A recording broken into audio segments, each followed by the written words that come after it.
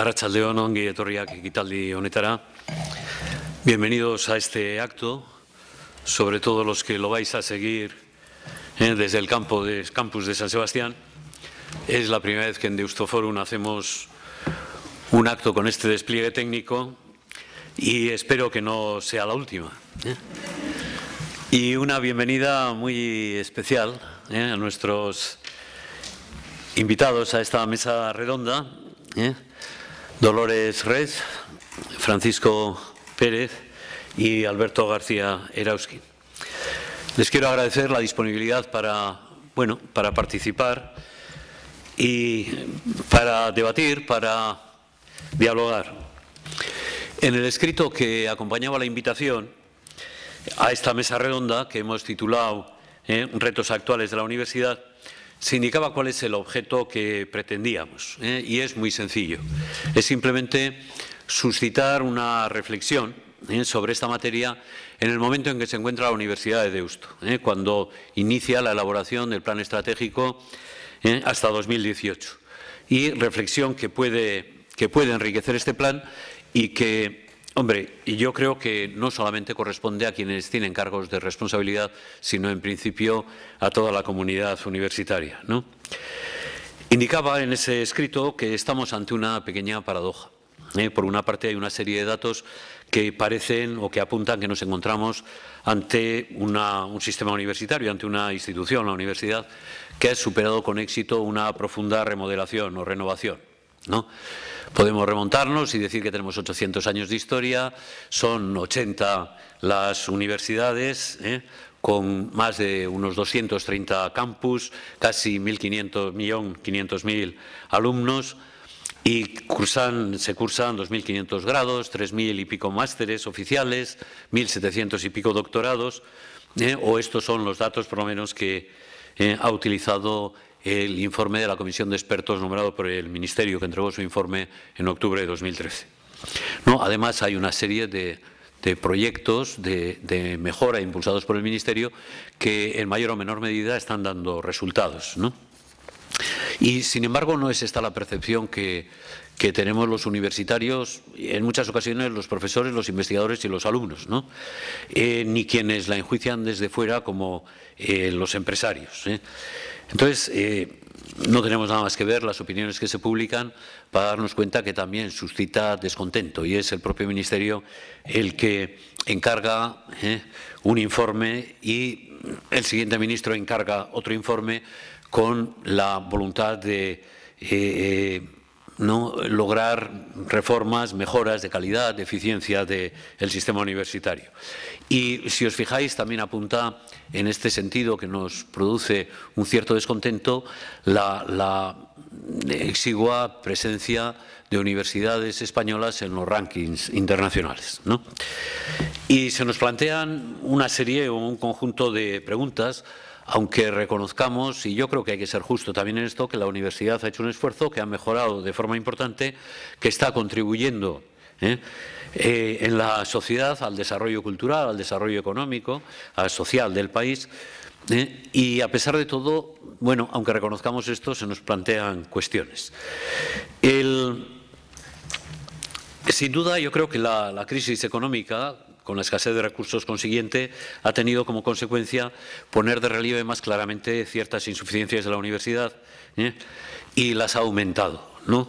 Pero estas yo creo que tienen un origen anterior y tienen un recorrido más largo que el de la crisis, ¿no? Se trata de la necesidad de lograr una adecuación mayor, mejor, a un mundo que se transforma constantemente, cada vez más global, en el que cada vez en mayor medida nos encontramos ante una economía basada en el conocimiento, de forma que no vamos a ser un país moderno, un país avanzado, un país de economía puntera, si el sistema universitario no responde a estas mismas características, ¿no? Y de ahí que hay que plantearse qué hacemos con la universidad y todas las preguntas que se puedan derivar de esto. Con el fin, como decía, de adentrarnos en una reflexión que pueda llevarnos a lo que es un primer paso, que es a plantear acertadamente los problemas que subyacen a esas preguntas y a darles una respuesta que no va a ser definitiva, pero más o menos definitiva, ¿no? Pues es a lo que vamos a dedicar esta mesa redonda, y lo que pretendo es plantear a los que nos acompañan y que ciertamente tienen mucho que decir sobre esta materia, plantearles una serie de cuestiones. Dos palabras para presentar a cada uno de los intervinientes. Vamos a comenzar por Dolors Res. Es psicóloga social, experta en el impacto de las TIC también en la docencia y en la docencia universitaria. Y digo también porque no solamente es experta en eso, sino en el impacto que tiene en la vida social. Además es conferenciante, es bloguera, y no digo porque tenga un blog, sino porque tiene un blog interesante, que merece la pena seguirlo. Conferenciante, consultora de distintas empresas, de instituciones, de las administraciones públicas, universidades, escuelas de negocio, y en ellas es además profesora. Dirige la Academia El Caparazón. En 2011 el Economista publicaba una encuesta conforme a la cual es una de las personas, de las 10 personas más conocidas en España en Internet, ¿no? Y forma parte del comité científico de algunas revistas y publicaciones. Es autora del libro Socionomía, que trata de la psicología del nuevo individuo o persona conectada, y es coautora de otras varias obras, entre las que por la materia cabe destacar el proyecto Facebook y la posuniversidad, ¿no? Creo que desde esa perspectiva tiene muchísimo que decir. En segundo lugar, Francisco Pérez García, catedrático de Fundamentos de Análisis Económico en la Universidad de Valencia y director de investigación del Instituto Valenciano de Investigaciones Económicas. Ha investigado y tiene un buen número de publicaciones que analizan la contribución socioeconómica de las universidades. Se ha dedicado a estudiar este campo, los costes de las universidades, sus aportaciones a la productividad, la relación con el empleo. Realmente, el tiempo que he tenido de hablar con él durante la comida, etcétera, tiene un conocimiento muy importante e interesante sobre la universidad, el papel que está llamada a desempeñar, etcétera. Entre sus publicaciones, y ciñéndome, me voy a ceñir exclusivamente a dos recientes que han sido de indiscutible repercusión, está Universidad, Universitarios y Productividad, publicado en 2012, y en 2013 los indicadores sintéticos de las universidades españolas, en las que establece un ranking en 2013. Ambos publicados por la Fundación BBVA y el Instituto Valenciano de Estudios de Economía. Ay, ya se me ha olvidado el IBIE. El IBEI, no, IBIE, Instituto de... Bien. Creo que también puede tener una aportación muy importante. Y por último, Alberto García Erauzkin, yo creo que le conocéis muchos de vosotros, es un hombre de empresa, licenciado en Ciencias Económicas y Empresariales por la Universidad de Deusto. Inició su andadura en el campo de la auditoría y consultoría en Arthur Andersen, Audihispana, pasó a la gestión económica y financiera y en 1998 llegó a Euskaltel, donde ha ocupado distintos cargos y en este momento es presidente ejecutivo. Es consejero de la Asociación para el Progreso de la Dirección y miembro de la Junta Directiva de Empresarios Vascos. Ha sido miembro de la Junta Directiva de Innovas desde que comenzó y desde sus inicios, y actualmente es su presidente. Y está estrechamente relacionado con la educación superior, como patrono de la Fundación Novia Salcedo, y además es vicepresidente del Consejo de Orquestra del Instituto Vasco de Competitividad de nuestra universidad, como sabéis. Bien, pues vamos a comenzar. El sistema que vamos a seguir, o el camino que vamos a seguir, es bien sencillo.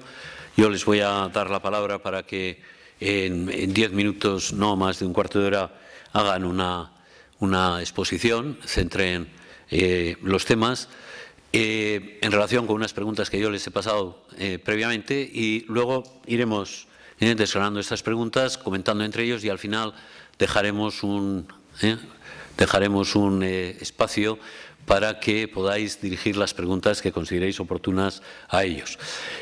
Vamos a acabar a las 6, sí o sí, es decir, hay que acabar a las 6. No en ningún caso vamos a estar más. Por tanto, vamos a distribuir los tiempos de esa forma. Yo creo que para las 5:15 podemos comenzar, o 5:30, podremos comenzar a que vosotros planteéis preguntas a los ponentes. A ver si distribuimos los tiempos así. Dolores, tienes la palabra. Bueno, en primer lugar, agradeceros la invitación. Yo seguro que voy a aprender mucho porque creo que la mesa es diversa, con lo cual de la diversidad sabéis que es uno de los elementos de los que más se aprende. Y en segundo, no sé, a ver, ahora comentaba con los compañeros y me decían que hay quien apuesta por el fin de la universidad, quien está hablando todo el día, un poco, es uno de los temas de futuro, de un poco, ahora que ya tenemos tanta información en Internet, tantas opciones de cursos disponibles, tantos recursos para aprender, la universidad no va a servir. Les comentaba que estoy últimamente como muy rebelde, y todo lo contrario a lo rebelde que estuve en otros años. En otros años quizás me hubiera apuntado ese discurso, quizás hubiera entrado ahí. Últimamente me estoy dando cuenta quizás de todo lo contrario. Os voy a intentar explicar el porqué, no os asustéis. Últimamente me dicen, estás muy conservadora últimamente. Digo, o sea, la edad. No es la edad. Es la edad, y además, o sea, supongo que sí que hay algo de edad, pero sobre todo es llevar mucho tiempo en esto y estar dándome cuenta de que quizás estábamos un poco desviando el foco de atención hacia cosas más accesorias que esenciales. Me explico. ¿Qué debería ser la universidad en el futuro y qué, para mí, ahora comentaban, tendría que haber más gente en formación profesional? ¿Qué debería ser y qué me gustaría que todos los ciudadanos fuesen a la universidad? ¿Para qué? O sea, me gustaría que todos fuesen, y para tres cosas esenciales. La primera, para tener una buena base en su especialidad. En Internet hay de todo, pero no todo es, o no todo es válido, no todo es tan, hay unas cosas más válidas que otras. Para filtrar la información en Internet solo hay una cosa que valga. A mí me hace mucha gracia cuando nos planteamos ¿cómo evaluar con tecnologías? Pues como sin tecnologías, sabiendo de su especialidad. O sea, ¿cómo evalúa un biólogo con un operativo 3 o una aplicación 3D que dibuja la célula del ADN de no sé qué, sabiendo de biología? No se trata de evaluar técnicamente el uso de la herramienta, eso ya lo hará el tecnólogo. Pero el profesor de biología tiene que evaluar si aquella herramienta o aquella aplicación 3D fantástica o ese vídeo fantástico hecho con música, audio y 20.000 artefactos tecnológicos más respeta las bases de la biología o no las respeta. Después os pondré otro ejemplo, pero creo que este elemento es esencial. ¿Qué nos están pidiendo los empresarios? Una gente con una buena base. ¿Qué piden en la universidad? Lo que han pedido siempre, gente con una buena base. ¿Qué después sean capaces de usar la tecnología para aprender durante toda la vida? Está claro que lo de la buena base cada vez es más caduco, cada vez es más complicado. Aquella idea de que estamos formando para lo que no sabemos que va a venir, o sea, no sabemos qué contenidos van a ser los válidos dentro de un tiempo. Pero con esa buena base y un buen uso de la tecnología, evidentemente también hay que integrar la enseñanza de la tecnología en la universidad como herramienta de actualización, no como herramienta de base, como herramienta de actualización. Ya lo tenemos todo hecho, o sea, buena base y aprendizaje permanente con tecnologías, enseñar a utilizar las tecnologías en cada especialidad como herramientas de aprendizaje permanente. Aún así, hace poco me hacían una entrevista y fue muy polémica, y tampoco entiendo muy bien por qué, porque repetiría la misma frase. Mira que estos titulares me gustan más bien poco, pero la frase era: prefiero a un profesor que sepa mucho de su especialidad y muy poco de tecnología que todo lo contrario.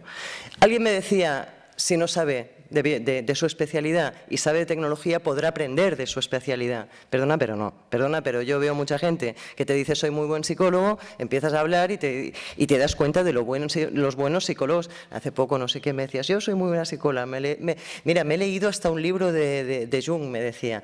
A ver, considerar que uno es un buen psicólogo porque se ha leído un libro de Jung me parece complicado. Esto está pasando mucho con Internet y con hacer un mini curso de no sé qué especialidad y creerse que uno uno es sociólogo, psicólogo y de cualquier otra cosa. O sea, volvemos a lo de antes. Buena base, para lo cual la universidad hasta ahora creo que no tiene competencia, y sobre todo, o también, el tema de actualización. Tercer elemento, necesitamos ciudadanos cultos. Yo cada vez veo más Internet como una herramienta de liberación ciudadana, de participación ciudadana, de implicación ciudadana en la vida cívica y política, que va a depender, que cuando se lo dices a los políticos enseguida te dicen, hombre, pues tal como se participa hoy en día viendo los trending topics de Twitter, no sé yo si me interesa. Va a depender de que formemos ciudadanos críticos, cultos, creativos, etc. Evidentemente no cualquier participación, sino una participación formada, basada en valores, ética, etc. De hecho, se está hablando incluso, hablaban ahora de que las carreras de humanidades y sociales están de capa caída. Vamos mal, o quizás las tengamos que transversalizar, quizás todas las carreras tendrían que tener una parte esencial de humanidades y de ciencias sociales. Quizás con estas humanidades y ciencias sociales estemos formando al ciudadano que queremos, esté más culto en general y más crítico. Creo que son dos carreras que enseñan mucho estas dos cosas. De hecho, se está empezando a hablar, es un concepto que a mí me gusta mucho, de renacentismo digital. Estamos en una época en la que, ¿para trabajar en qué? Pues no sé, vamos a trabajar en tantas cosas durante toda nuestra vida, vamos a tener tantas profesiones, además un día querremos cambiar, nos haremos 12 cursitos de no sé qué en Internet y cambiaremos. ¿Qué va a ser lo que va a ser interesante y lo que nos va a ayudar a mantenernos ahí y a no hacer tonterías en nuestra formación en un futuro? Esa buena base cultural que yo creo que las humanidades desde siempre han sabido proporcionar muy bien. En fin, paso a la presentación muy brevemente porque sé que ya me voy a alargar y si no, no vamos bien. Después en las preguntas seguro que queréis discutir el tema, lo discutimos todo lo que queráis y voy un poco a matizar lo que os acabo de decir. Yo siempre digo que tenemos jóvenes con superpoderes. Dentro de 4 días no, ya hay hipermercados vendiendo impresoras 3D a las que le instalas un software o a las que las pones de acuerdo a un software y puedes imprimir pistolas. Todo el debate de las armas en Estados Unidos está absolutamente obsoleto. En 4 días la gente podrá imprimirse la pistola como ahora se descarga un trabajo musical de forma ilegal. O sea, los portales de P2P, de estos de compartir, van a compartir también este tipo de cosas. Superpoderes para ser supervillanos e imprimir pistolas, dedicarnos a imprimir pistolas, o para ser superhéroes y cambiar el mundo a mejor y de hacer funcionales las cosas disfuncionales de este mundo. ¿De qué va a depender que eso vaya para un lado o para el otro? Vuelvo a lo de antes. Cultura y valores. Después incidiré sobre eso, pero creo que eso es lo esencial.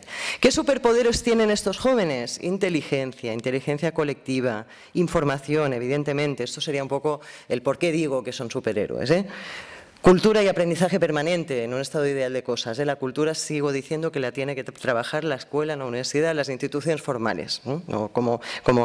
Seguramente son las más responsables de trabajar eso. Valores. Evidentemente aquí la universidad está ahí, pero seguramente la familia tiene que tener un papel también esencial. Organización. Cualquiera puede hoy en día organizar algo potente, interesante en Internet sin necesidad de instituciones. O sea, eso también es un superpoder de los jóvenes de hoy. Cuando os digo que pueden ser supervillanos o superhéroes, también pueden organizar reivindicaciones pacíficas o riots británicas, que entraban, sabéis, quedamos todos delante del supermercado, nos llevamos los televisores y, a ver, volvemos. Esta posible organización en Internet, mucho más fácil que nunca, también puede ser mala. Volvemos a lo de antes. Makers, que es esto de la idea de poder imprimir. Ya no solo somos prosumidores de cultura, de cultura e información, de producto no material, sino que a partir de ahora cualquiera podrá fabricar sillas. De alguna forma también es un superpoder que está emergiendo. Participación. Creo que es el gran superpoder en este caso, y creatividad. No me voy a enrollar mucho más porque sé que ya me estoy yendo de tiempo, pero de verdad, insisto en esto, el gran potencial de las tecnologías, el gran potencial de Internet está en la implicación, en la participación del ciudadano en la vida pública, que va a depender de que sea crítica, culta, responsable, basada en valores y creativa. Yo creo que son indisolubles. No sé quién me decía, no hace falta que sea culta si es basada en valores. Vamos a ver, yo sería incapaz de entender el valor del apartheid, creo, sin entender la historia de Sudáfrica, ¿qué queréis que os diga? O de muchas cosas de los indios norteamericanos o de muchas otras cosas. O sea, realmente, para los valores creo que la cultura es un ingrediente esencial. Kant, de hecho, si alguien es de filosofía, los unía de forma indivisible. O sea, no existe cultura sin valores ni valores sin cultura. O sea que vuelvo a la reivindicación de la cultura básica.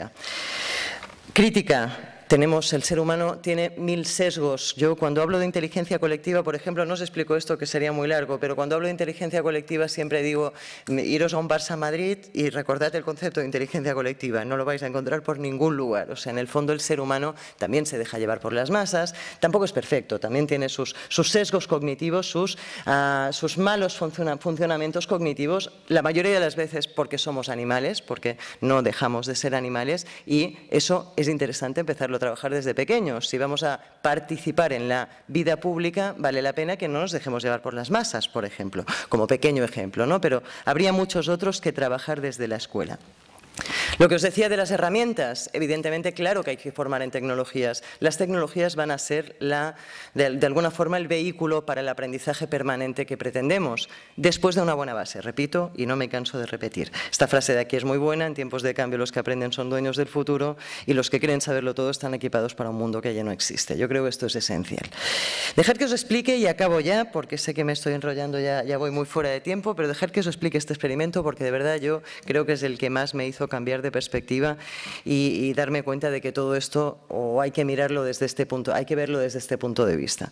Esto es un experimento científico en no sé qué universidad norteamericana, que consistía en montar un sitio web con forma de wiki, con forma y diseño de wiki, letra blanca, todo así con tipografía de wiki, y todo dedicado a demostrar que había nacido una nueva especie de pulpo, que era el pulpo, el Octopus pax arboris, que nacía, crecía y se reproducía en los árboles. Esto era un poco como lo del évole del programa aquel del otro día. De lo que se trataba era de demostrar que en Internet la gente es muy manipulable. Nos inventamos un nuevo pulpo y todos los estudiantes van y se lo creen. Se lo creyeron el 90% de los estudiantes. Efectivamente, la gente es extremadamente manipulable. En Internet, o si esto lo hago en un programa de televisión y entrevisto a 12 científicos que me dicen que ha salido un nuevo pulpo, también se lo creen. Evidentemente yo creo que ahí estaba sesgado el experimento y no estaba demostrando que la información fuese más manipulable en Internet, sino que lo que estamos demostrando es esencial. Yo cuando cuento este experimento a un grupo de profesores, enseguida pregunto a algún biólogo en la sala. Los biólogos, evidentemente, en cuanto ven lo del Octopus pax arboris, ya empiezan a poner una cara rarilla, porque es que evidentemente es imposible que un pulpo a día de hoy haga una mutación tal como para hacer crecer en los árboles. ¿Qué es lo que les faltaba a los alumnos? ¿Y por qué se equivocaban a la hora de filtrar esta información en Internet? Y la daban como positiva, la cultura básica, esencialmente, la cultura básica en biología en este caso. En el caso de los valores, a mí ya acabo aquí, esta caricatura me parece brutal. Pablito, creo que es hora de que tengamos una charla sobre sexo. ¿Qué te gustaría saber, papi?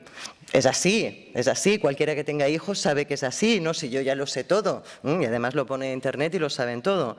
Lo pone en Internet y lo saben todo, pero si la educación sexual de estos chavales se basa en los 3 primeros resultados de Google, empezarán a ocurrir cosas como las que ya están ocurriendo, y es una degradación de los derechos de la mujer desde adolescente espectacular, porque los 3 primeros resultados de Google evidentemente los paga la industria pornográfica y no son precisamente la educación sexual que muchos padres queremos para nuestras hijas, seguramente también para nuestros hijos, no hago aquí distinción de género. ¿Qué es lo que tenemos que hacer como padres? Y creo que también, en este caso os la he dejado, no quiero separar los valores de la universidad tampoco, creo que tanto como profesores o como padres, desde luego tenemos que recordar esto. Tenemos que recordar que por mucha información que haya en Internet sobre sexualidad, hay que explicarle, pues eso, Pablito, las niñas a los 13 años quieren que te enamores de ellas y son capaces de hacer de todo que no quieren hacer para que te enamores, pero no es real. Si tú quieres tratarlas bien y que te quieran de verdad, tienes que hacer esto, cuidarlas y todas estas cosas. Esta ilustración era del Día contra la Violencia de Género y me pareció muy bonita para ilustrar este cambio. En fin, muchísimas gracias y luego intervenís y acabamos de hablar de todo esto de la cultura y los valores, ¿vale? Gracias. Gracias, Dolors.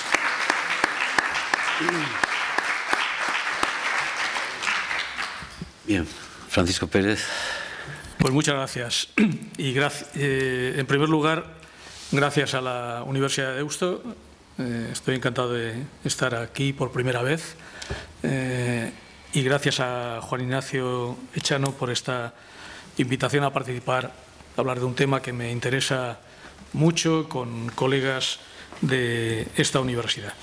Y comenzaré señalando lo que me parece una paradoja, ¿no? Que es, por un lado, el importante estado de descontento respecto de la situación de la universidad e incluso de desconfianza sobre su capacidad de hacer bien las cosas en este momento, y al mismo tiempo que hacia ella se dirijan más demandas que nunca, de formación, de desarrollo tecnológico, de acompañamiento de la sociedad en lo que son las transformaciones que necesita.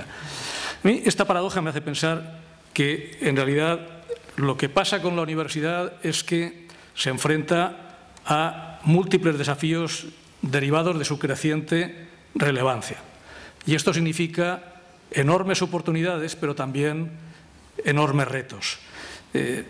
¿Por qué? Pues porque estamos en medio de un montón de cambios asociados al despliegue de eso que llamamos la sociedad del conocimiento, la economía basada en el conocimiento, y evidentemente parece natural, y así sucede, por ejemplo, a escala europea, en las declaraciones de cuáles son los objetivos y los medios contemplados en la estrategia de desarrollo 2020 o antes en la estrategia de Lisboa, cuando se plantea el camino a seguir, pues se mira hacia la universidad como una de las instituciones que tendría que realizar una aportación sustancial para que esos cambios necesarios y esa estrategia de desarrollo avanzado sea posible. Lo que sucede es que, claro, esto implica que a la universidad se le pida mucho más, y la universidad se enfrenta, y la sociedad también, a cómo asimilar esas nuevas y enormes demandas y el hecho de que ya no puede responder al perfil clásico de saberes y profesiones que la caracterizaron durante mucho tiempo, de modo que al final es como si una parte del malestar existente fuera derivado del desconcierto de que la universidad ya no es y no puede ser lo que era. Pero seguramente lo que tiene que ser es mucho más, no mucho menos. Yo creo que al menos hay que hacer un listado de 5 grandes retos a los que se enfrenta la universidad. El primero es el derivado de ese aumento de las demandas al que me refería. El segundo es el derivado de que ya no es el centro exclusivo de generación de conocimientos. Ahora se han multiplicado los lugares de producción de conocimientos. En tercer lugar, es que se ha producido una reorganización de los conocimientos. Los campos científicos ya son estructuras que a veces se adaptan mal a la realidad existente. El cuarto es que, además, se está produciendo con muchísima más frecuencia que nunca se había producido la cooperación de al menos algunas universidades o algunas partes de las universidades con su entorno, y en particular con las empresas. El quinto es que la internacionalización nos afecta de lleno, y esto quiere decir que lo que sucede fuera también está presente aquí. Y los Coursera son un ejemplo mínimo de eso, pero hay muchísimos más ejemplos. Y por último, desde luego, el cambio tecnológico, ¿no? El cambio tecnológico con las dificultades de interpretación a las que hacía referencia Dolors hace un momento, nos da en muchísimos de los ámbitos de nuestra actividad. Bueno, en este contexto yo voy a defender que, y esto tiene que ver con mis valores, que la universidad del siglo XXI tiene 3 objetivos irrenunciables.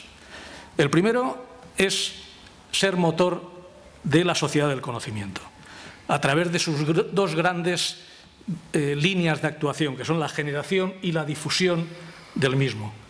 La generación a través de la investigación, la difusión a través de la docencia y de la transferencia. Ojo, el papel, y esto conecta con algunas de las cosas que ha dicho Dolors, con las que creo que estoy de acuerdo, aunque todos estamos haciendo aquí resúmenes de nuestros puntos de vista, ¿no? Yo creo que la transmisión del conocimiento a través de la docencia y la formación de las personas en la universidad sigue siendo un asunto esencial. Segundo objetivo irrenunciable, ser garante de la libertad y de la calidad del pensamiento. Yo aprendí cuando estudiaba cuestiones de filosofía de la ciencia, de metodología, algo que decía Popper de la mejor manera posible para mí, ¿no? Es que decía, la única regla sobre la unidad del método es que siempre aprendemos por la crítica. Es una forma hermosa de decir que cuando uno se compromete con la búsqueda de la verdad, asume una forma de hacer que no todo el mundo asume. Y esta serie de planteamientos, que otros dirían de forma también interesante, ¿no? Es estúpido hacerse trampas en los solitarios, ¿no? Pues este compromiso con buscar cómo son de verdad las cosas hasta donde somos capaces de entenderlas es algo que seguramente requiere de procesos formativos bien planteados y de la transmisión del respeto a esos criterios que difícilmente se puede hacer mejor que teniendo un buen profesor. Y el tercer objetivo es, para mí también irrenunciable de la universidad, es promover la igualdad de oportunidades en el acceso al conocimiento.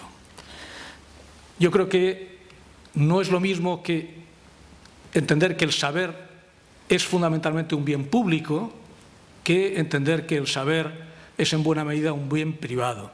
Yo creo que es mejor para la sociedad entender que el saber, los saberes, los conocimientos acumulados sean un bien público y que el acceso a la formación esté abierto sin más restricciones que la capacidad para aprender y la disposición al esfuerzo que requiere aprender. Esta perspectiva para mí tiene tres implicaciones, cuatro implicaciones sobre cómo pueden ser entendidos los objetivos de la universidad en el siglo XXI. El primero es que este desafío de la construcción de la sociedad del conocimiento y de la igualdad de oportunidades requiere aceptar que los sistemas universitarios y en general los de educación superior, incluyendo la formación profesional, sean grandes, sean de masas. Es decir, que las tasas de escolarización en la educación superior sean altas, entre altas y muy altas. En este país hay gente que piensa que aquí sobran universitarios. Yo no soy de los que piensan esto. Ni tampoco pienso que sobre gente en la educación superior en su conjunto. Y de hecho, además, me parece que observar lo que pasa en la experiencia internacional de la forma más adecuada, que es mirar cuál es el porcentaje de jóvenes de 18 años que están en la educación superior o en particular en la universidad, España está por debajo de la media. El porcentaje de universitarios que van a la universidad en España es del 51%, en la media de la OCDE el 61%, en Estados Unidos el 71%, en Alemania el 42%, porque hay más en formación profesional. Me parece bien, pero en todo caso discutamos sobre esta cuestión sabiendo que Alemania es la excepción, no es la regla.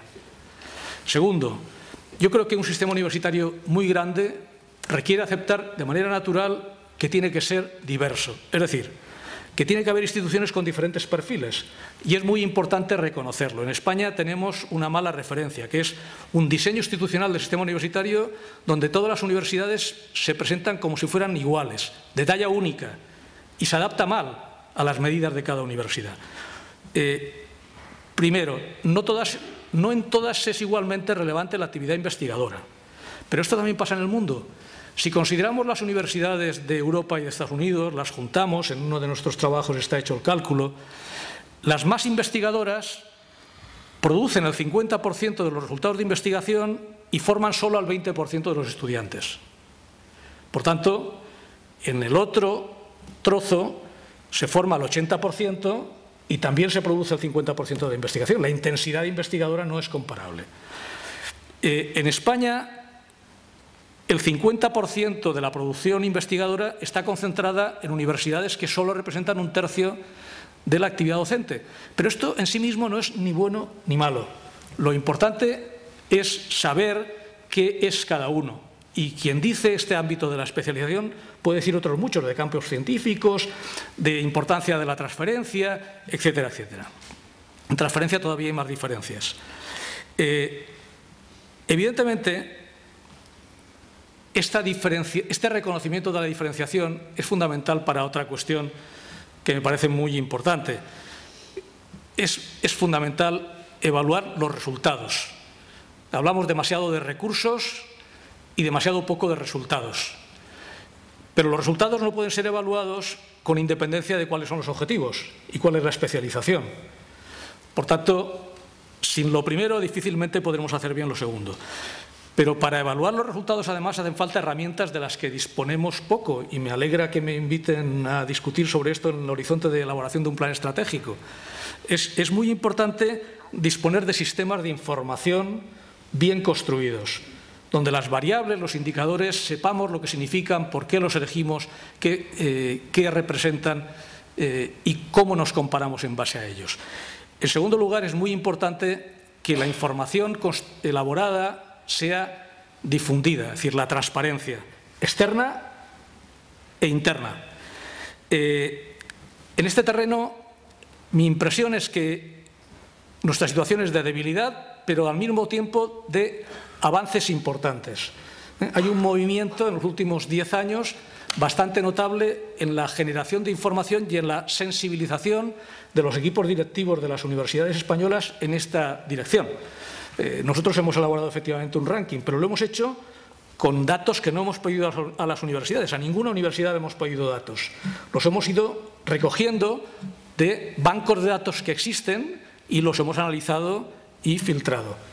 Pero esos bancos de datos hace 10 años no existían, y ahora existen.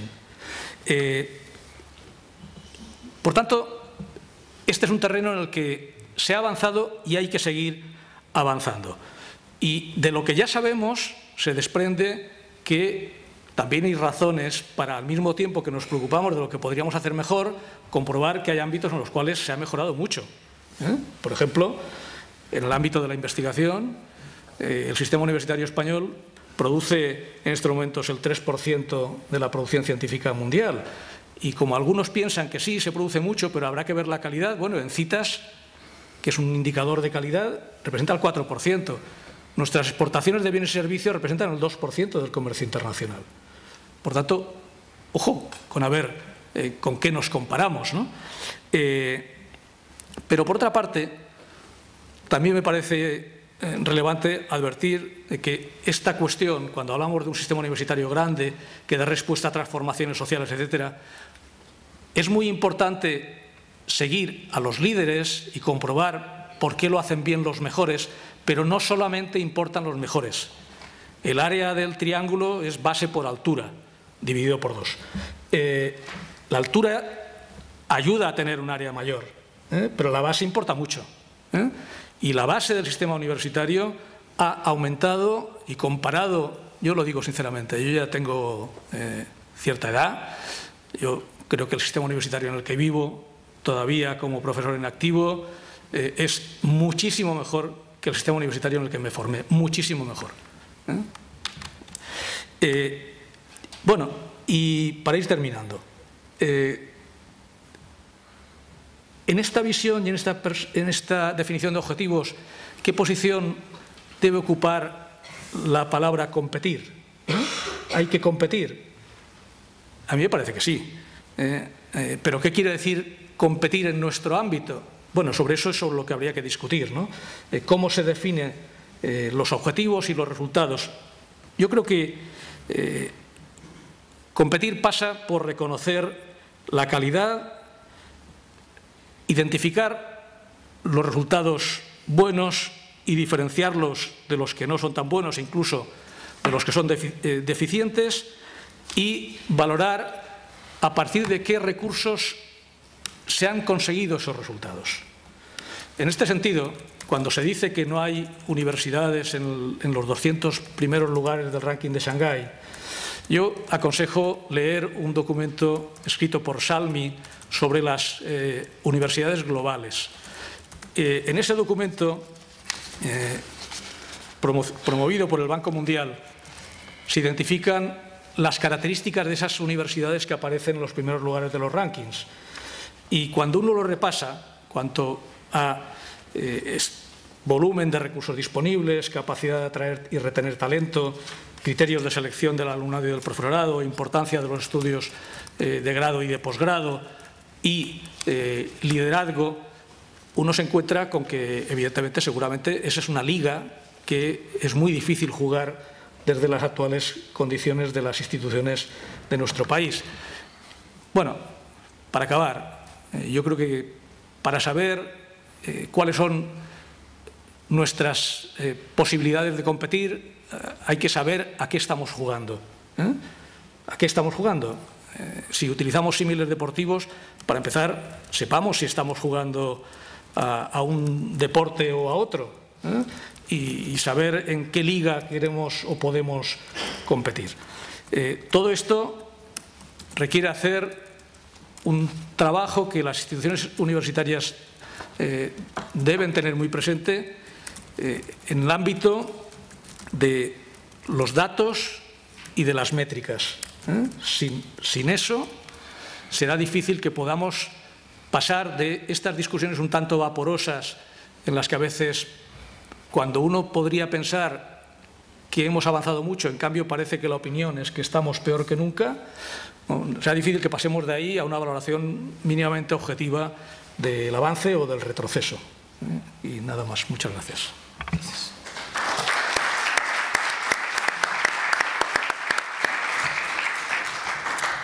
Gracias, Alberto.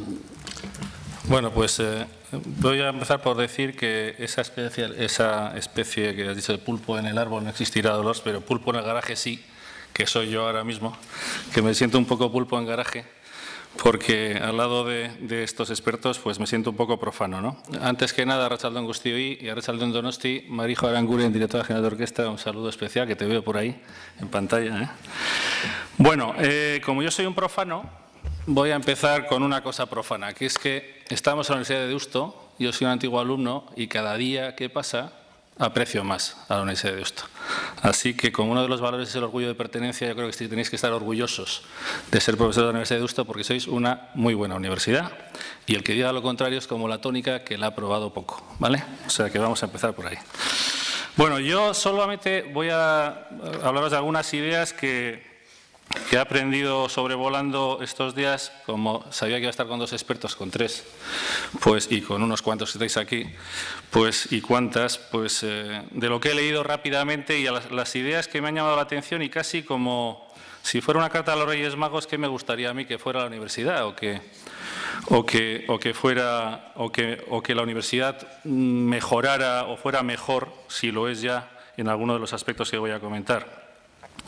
Y el primero sería, bueno, y lo he dicho desde la perspectiva de tres perspectivas, o cuatro, ¿no? Cuatro casi. Padre, yo soy padre de alumnos, de una alumna de la Universidad de Deusto. Soy ciudadano, soy profesional de la empresa y soy exalumno de la universidad, ¿no?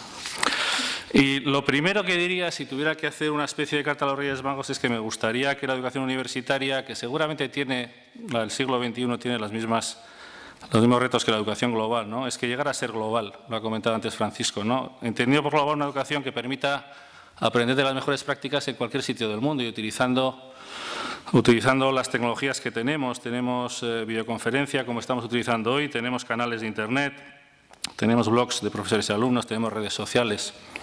Es verdad que la tecnología es un medio, no es un fin en sí mismo, porque alguno ya se equivocó con esto cuando, por ejemplo, Joaquín Agut, que fue presidente de Terra, no sé si os acordáis, Terra era un portal de internet que tuvo Telefónica, no sé por qué era competidor nuestro, pero nosotros también tuvimos nuestro Terra, que se llamaba Canal 21, o sea que también teníamos nuestro Terra, pero algunos pensaban que los operadores de telecomunicaciones a través de las TICs íbamos a vender coches, íbamos a vender ropa en internet.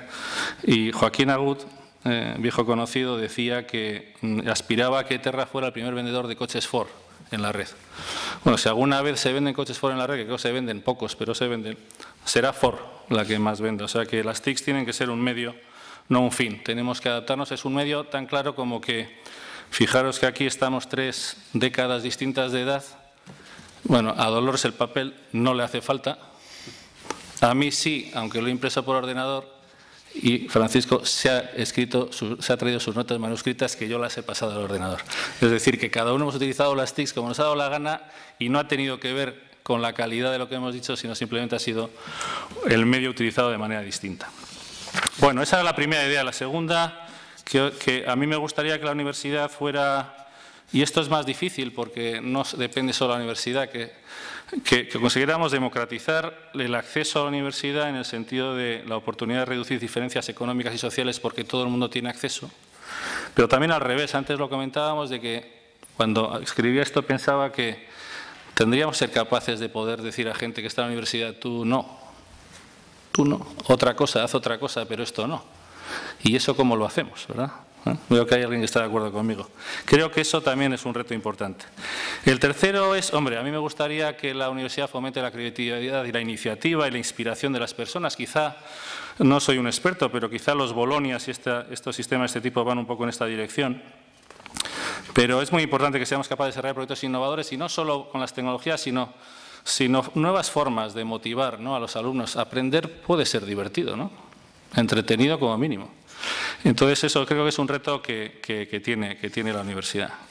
El cuarto que se me ocurre, la cuarta regalo a pedir a los Reyes Magos es que la formación pueda ser continua. Es decir, bueno, antes Francisco nos comentaba que, si he entendido bien, que hay estudios que dicen que después de la universidad los profesionales que han estado en la universidad casi se forman tanto en número de horas como las horas que se han formado en la universidad, ¿no?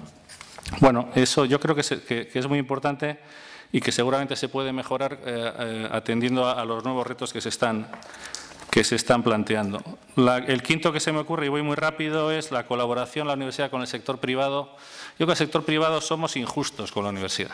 O sea, hay un estereotipo de que la universidad está en otro mundo, en otro planeta. No es verdad. Igual es que la empresa también está demasiado alejada de la universidad y no da el paso para acercarse. Yo creo que esto es un trabajo de las dos partes. La formación integral en los valores. Aquí, y el décimo reto que voy a decir está relacionado con este, tenemos que ver todos los agentes, porque los padres tenemos que ver en los valores de nuestros hijos, pero yo creo que es muy importante. Yo creo que yo, de las mejores profesionales y personas que me he cruzado en mi vida, personal y profesional, han destacado tanto más que por el conocimiento de las cosas, por sus actitudes, sus comportamientos, sus valores, su capacidad de transmitir aquello más bonito que tiene el ser humano, que es, no sé, liderazgo, convicción, incluso sensibilidad y emociones, ¿no? Yo creo que eso es muy importante. Séptimo recado para los Reyes Magos, lo que dicen los expertos en marketing, o la personalización. No es fácil, seguramente, individualizar el aprendizaje. Cada persona es un mundo y es difícil que no haya café para todos, pero yo creo que tenemos que intentarlo, ¿no? Octava cosa, y voy terminando, la conexión entre el sistema universitario y el mercado. Antes lo he dicho, pero el mercado también se tiene que acercar al sistema universitario. Yo creo que, como hemos dicho antes con la tónica, lo he probado poco, tengo la suerte de trabajar con Marijo Aranguren y su equipo en el Instituto Vasco de Competitividad, y aprecio mucho más el trabajo que se hace desde la universidad hacia el mundo real, ¿no?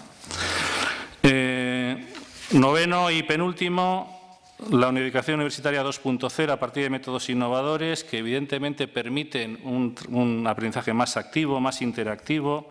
Desde luego reduce costes y además admite un acceso mayor de todo tipo de alumnos, pero aquí también hay que hablar, como decía antes, no solo de tecnologías, sino de métodos innovadores. Y por terminar, seguramente esto es un trabajo de todos. O sea, los que nos relacionamos en la universidad, los padres, los profesores, los profesionales de la empresa, el gobierno, las instituciones, las familias, seguramente todos podemos colaborar a esa educación colaborativa, casi aplicando el concepto a lo que yo estoy aprendiendo como presidente de Innovasque, cada vez más la importancia de la innovación, resultado de la colaboración, ¿no? O sea que yo creo que ese sería el décimo reto. Y con esto me callo. Gracias.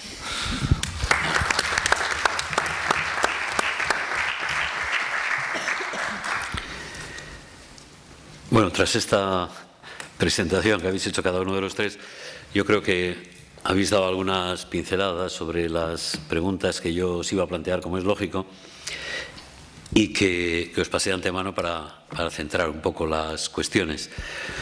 Voy a dejar la primera de ellas que planteaba, hasta qué punto las modificaciones que ha sufrido la universización a través de los planes que hemos dado en llamar de Bolonia, bueno, de los planes de estudio de grado, las transformaciones que hemos introducido ahí. Y voy a pasar a la siguiente. Yo creo que es una pregunta transversal en alguna forma, que toca muchos temas. ¿Qué consecuencias puede tener la aplicación intensiva de las TIC, ¿no? Yo creo que las va a tener en la docencia, pero al mismo tiempo se nos plantean, ¿y cuáles van a ser estas, no? Sería la pregunta. Al mismo tiempo, con los cursos masivos en línea, los MOOC o MOOC, como les denominemos, ¿no? ¿Hasta qué punto van a tener vigencia y hasta qué punto se puede prescindir en la formación universitaria de la presencialidad, o sea, de un contacto más directo o de crear un grupo de personas que aprenden, ¿no? ¿Y qué función pueden tener o cómo se va a producir ese fenómeno que ya se está produciendo de agrupaciones de universidades que ofrecen gratis unos cursos que la verdad es que dan un poco vértigo, porque cuando se une Harvard con el Massachusetts, tecnológico de Massachusetts, y ofrecen cursos gratis, la verdad es que la cosa es para preocuparse. Y hay una cuestión tercera que añadiría ahí, si esto influye por igual a todo tipo de estudios. Es decir, si aquí, y esta es una cuestión que yo creo que está planteada también, me da lo mismo en la relación con las empresas que en la financiación, que en si va a ser pública o privada. No estamos igualando, equiparando en exceso distintas formas de estudios que tienen una inmediatez muy distinta, ¿no? Como puede ser la filosofía o es decir, los que no son de aplicación directa, ¿no? Historia, etcétera, la diferencia con la arquitectura, ¿no? ¿Qué nos dice sobre esta aplicación de las TICs a la docencia y sobre, bueno, estos fenómenos que se van abriendo de estudios abiertos, de alcance masivo, etcétera? Yo, si me dejáis, más que nada, porque así aparte tenía algunas cosas apuntadas de las intervenciones de los compañeros que encajan muy bien además con la pregunta que haces. Me esperaba discutir mucho con Alberto y me sorprende positivamente no tener que discutir nada con Alberto, porque llevaba pensando todo el rato que estábamos orientándonos todo el rato a algo absolutamente obsoleto, y es pensar la universidad excesivamente vinculada al mercado de trabajo. Me ha encantado porque de los 10 retos, solo uno estaba vinculado al mercado de trabajo. Yo, para debatir esto y para demostraros esto, os iba a contar mi experiencia laboral, no os la voy a contar, pero he trabajado en prisiones, he hecho orientación profesional, me dedico a redes, he hecho psicología clínica y he hecho de todo en mi vida. O sea, ¿para qué futuro profesional vamos a preparar a nuestros jóvenes si van a tener que hacer de todo en su vida? Y no soy un caso aislado. Muchos de los que estáis aquí estáis viviendo ese cambio y si no, vuestros jóvenes lo van a vivir. Vuelvo a lo de antes. ¿En qué tenemos que formar? En formación generalista, en una buena base que permita que todo lo que estudie a partir de ahí, y en aprender, evidentemente, en el uso de las tecnologías como herramientas de aprendizaje, evidentemente, para que ese futuro en el que no sé de qué voy a trabajar y en qué voy a trabajar, pues tenga buenas herramientas y una buena base cultural que me permita pues filtrar y me permita que mis estudios lleguen a buen puerto. En este sentido, hablabais de los MOOCs. A mí, antes en la entrevista me hacían la misma pregunta y me he acordado de un curso que hice yo de Java una vez. Una vez no sé qué me dio a mí de hacer un curso online de Java. Yo de informática pues he hecho otro de PHP también. Yo por hacer, soy muy autodidacta y tal. Evidentemente no soy programadora de PHP ni programadora de Java y soy una desgracia programando Java y PHP, os lo tengo que confesar. O sea, es lo peor que se me pudo ocurrir en la vida y perdí el tiempo soberanamente. Es exactamente lo mismo que os decía de la psicología. Hacer un curso de introducción a la psicología en un MOOC o hacer un curso de psicología de las adicciones en un MOOC, si no eres psicólogo no sirve para nada. Si eres psicólogo es fantástico. Es una herramienta de aprendizaje permanente y una herramienta de estas que tenemos que enseñar a utilizar en la universidad. No pelear con los MOOCs, sino verlos como herramientas que en un futuro les van a actualizar conocimientos. Pues es que resulta que encuentran trabajo en una clínica de adicciones, dejar que siga centrándome en la psicología porque es donde menos patino realmente, pues si van a acabar trabajando en una clínica de adicciones y son buenos psicólogos, la universidad los ha dejado preparados con una buena base en psicología, que hagan un MOOC de psicología de las adicciones y les van a contratar fácilmente en esa clínica. Pero no olvidemos la base. O sea, yo creo, de verdad que me ha gustado mucho la pregunta porque creo que no, que en absoluto se trata de una alternativa a la universidad. Se trata de un complemento de aprendizaje permanente constante. Sobre la importancia de la base antes de ir a Internet, por ejemplo, yo tengo una anécdota de mi hija que tenía que hacer un trabajo en inglés sobre la guerra de los 100 años. Lo primero que entró en Internet, la guerra ni era guerra ni tenía 100 años. Y además la había empezado lo que la había terminado. Entonces yo cuando leía aquello, iba a hacer el trabajo sobre eso, era lo primero que leía sobre la guerra de los 100 años. Evidentemente necesitaba una base. Antes de entrar ahí, como yo la tenía afortunadamente de empollarme de memoria aquellos libros, y resulta que yo me sabía la guerra de los 100 años y vi que aquello que iba a hacer el trabajo no era correcto, ¿no? En el tema de las TICs, yo creo que efectivamente son una herramienta, pero no pueden ser el medio en sí mismo, ¿no?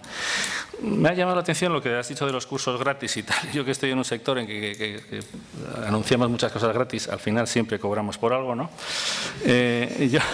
Yo creo que el punto, una cosa que la universidad seguramente no lo tenéis olvidado, y cuando le he oído a Roberto antes hablar con nosotros, me has parecido un directivo empresarial de lo más dinámico, Roberto. Porque claro, empresa es un concepto mucho más grande que lo que entendemos por empresa, es una aventura al final, ¿no? en el mayor sentido de la palabra, y la universidad es una aventura y por tanto es una empresa. Tenemos que competir. Estamos en el mundo y competimos. Y yo creo que Deusto tiene marca, Harvard tiene marca, Massachusetts tiene marca, Deusto tiene marca, y seguramente hay que vender la marca y hay que hacer mucho marketing del bueno y hay que dar imagen. Detrás de la imagen y de la marca potente siempre suele haber calidad, porque si no se acaba enseguida el consumidor, en este caso el cliente de la universidad, se daría cuenta enseguida. Entonces yo creo que no hay que tenerle mucho miedo a lo del gratis, porque seguramente detrás hay otro valor que se cobra y seguramente detrás hay tecnologías o técnicas de marketing para empaquetar un producto global bajo la atracción de algo que es gratis y luego resulta pues que Harvard o Massachusetts de eso sacan rentabilidad por otro sitio, ¿no? Entonces yo creo que estamos abocados a competir y bueno, pues eso también lo hace como mínimo más entretenido, ¿no? Sí, en relación con esta cuestión quiero decir una cosa desde la perspectiva de mi experiencia. Al final, competir, lo que quiero decir es que uno puede ser comparado con otros, ¿no? Si eres el único oferente de un servicio, pues no hay comparación posible y estar muy cómodo. Pero si puede ser comparado con otros, entonces la cosa se pone más exigente. Lo que significan las TIC, en el ámbito de la docencia, por ejemplo, es que el ámbito de comparación es diferente. Yo durante bastante tiempo, cuando impartía un curso en la universidad, al principio de ser profesor, tenía una cierta obsesión porque mi curso fuera mi curso, ¿no? Es decir, se diferenciara en su estructura o en su contenido de lo que había. Y llegó un momento en el que me pregunté, ¿pero realmente con eso yo mejoro lo que enseño? Y entonces, en algunos de los cursos que doy, hace muchos años que sigo estrictamente el mejor manual que existe en mi disciplina. Y evidentemente después lo cuento y estoy a disposición de los alumnos y hago añadidos o actualizaciones de información, pero previamente me he comparado con el manual. En realidad, con esto de los MOOC hay algo parecido. La cuestión es que ahora no solamente un estudiante podría comparar mis clases con los excelentes manuales de macroeconomía que hay en el mundo, es que puede instantáneamente entrar y comparar lo que yo hago con algunos de estos cursos que están en la red. Y la pregunta que creo que tendremos que hacernos, sobre todo que se la tendrán que hacer la gente más joven, es, teniendo en cuenta que eso está y que está al alcance de la mano, ¿qué puede aportar el profesor? Yo sigo pensando que tiene mucho que aportar, pero a lo mejor lo que no tiene sentido es que haga lo que yo hacía antes, que era intentar que su programa fuera diferente en cosas que no mejoraban lo que había a disposición del alumno.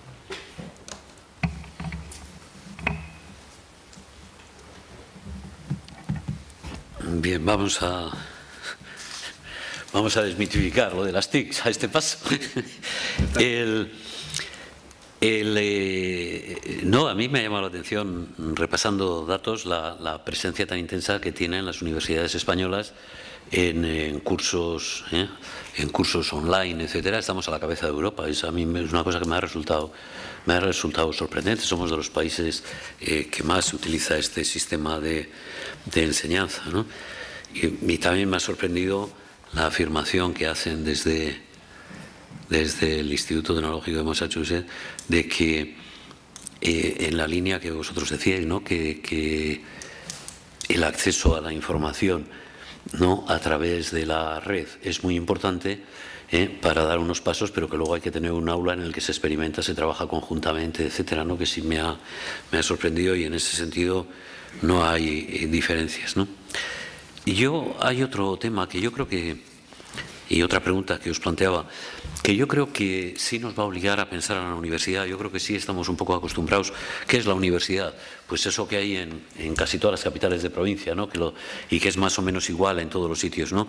Y la cuestión es si es válido realmente el modelo actual de universidad no especializada, si todas deben ofrecer prácticamente la misma docencia de grado, de posgrado, de doctorado, de formación continua. Y si todas las universidades tienen que conciliar en la misma forma docencia, investigación, transferencia, o si cada una se tiene que dedicar a lo suyo, ¿no? Y si ese modelo también es igual para todo tipo de universidades, da igual que se impartan ciencias puras o ingenierías o ciencias sociales o ciencias humanas.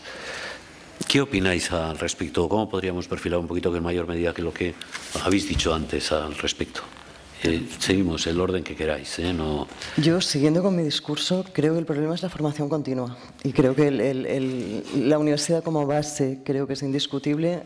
Como formación continua, no estoy de acuerdo con vosotros en que no se puede aprender online sin ir a clase y sin estar rodeado de profesores, etcétera, con cierta edad. O sea, yo trabajo para la UOC, por ejemplo, y bueno, y es todo virtual y tal, y no la aconsejaría, y de hecho a veces mi hija me lo ha preguntado, mamá, ¿quieres que estudie en la UOC? Digo, no, bonita, o sea, tú te vas a la universidad presencial como primera carrera, no la aconsejaría nunca, pero como segunda carrera evidentemente que sí. O sea, yo creo que sí que llega un momento en que la universidad, en que con un MOOC, con un curso online, como os decía, puedes seguir formándote cuando tienes ciertos hábitos de estudio, de formación permanente y dominas las tecnologías, y por eso sí son importantes, no tampoco es que las saquemos del discurso, cuando las dominas y tienes cierta base en tu especialidad y eso, y hábitos de estudio y esas ganas de aprender permanentemente, yo creo que el modelo de formación continua desde la universidad sí puede llegar a temblar o a no ser demasiado justificado. Yo iría ahí.